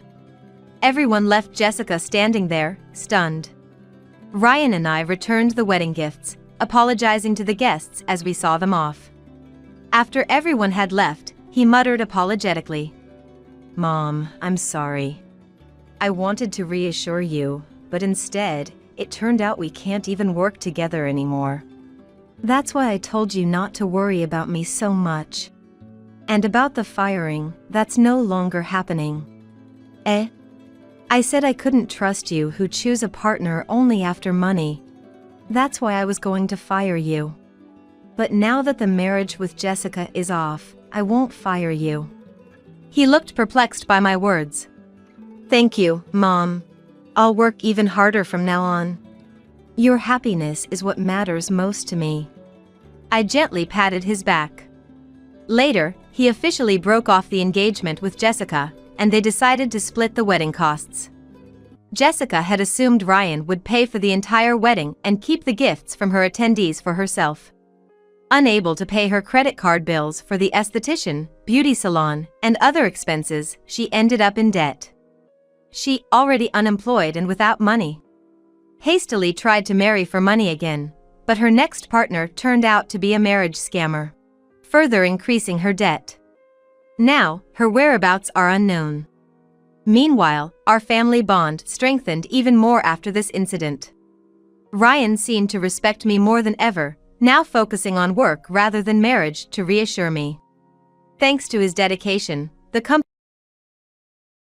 Recently, the president of a company we've long done business with introduced his daughter to Ryan. I've worked with his daughter a few times. Ryan seems quite interested in this new acquaintance. It looks like a wonderful meeting for him, who has now fully grown into a fine man, and I'm excited for him.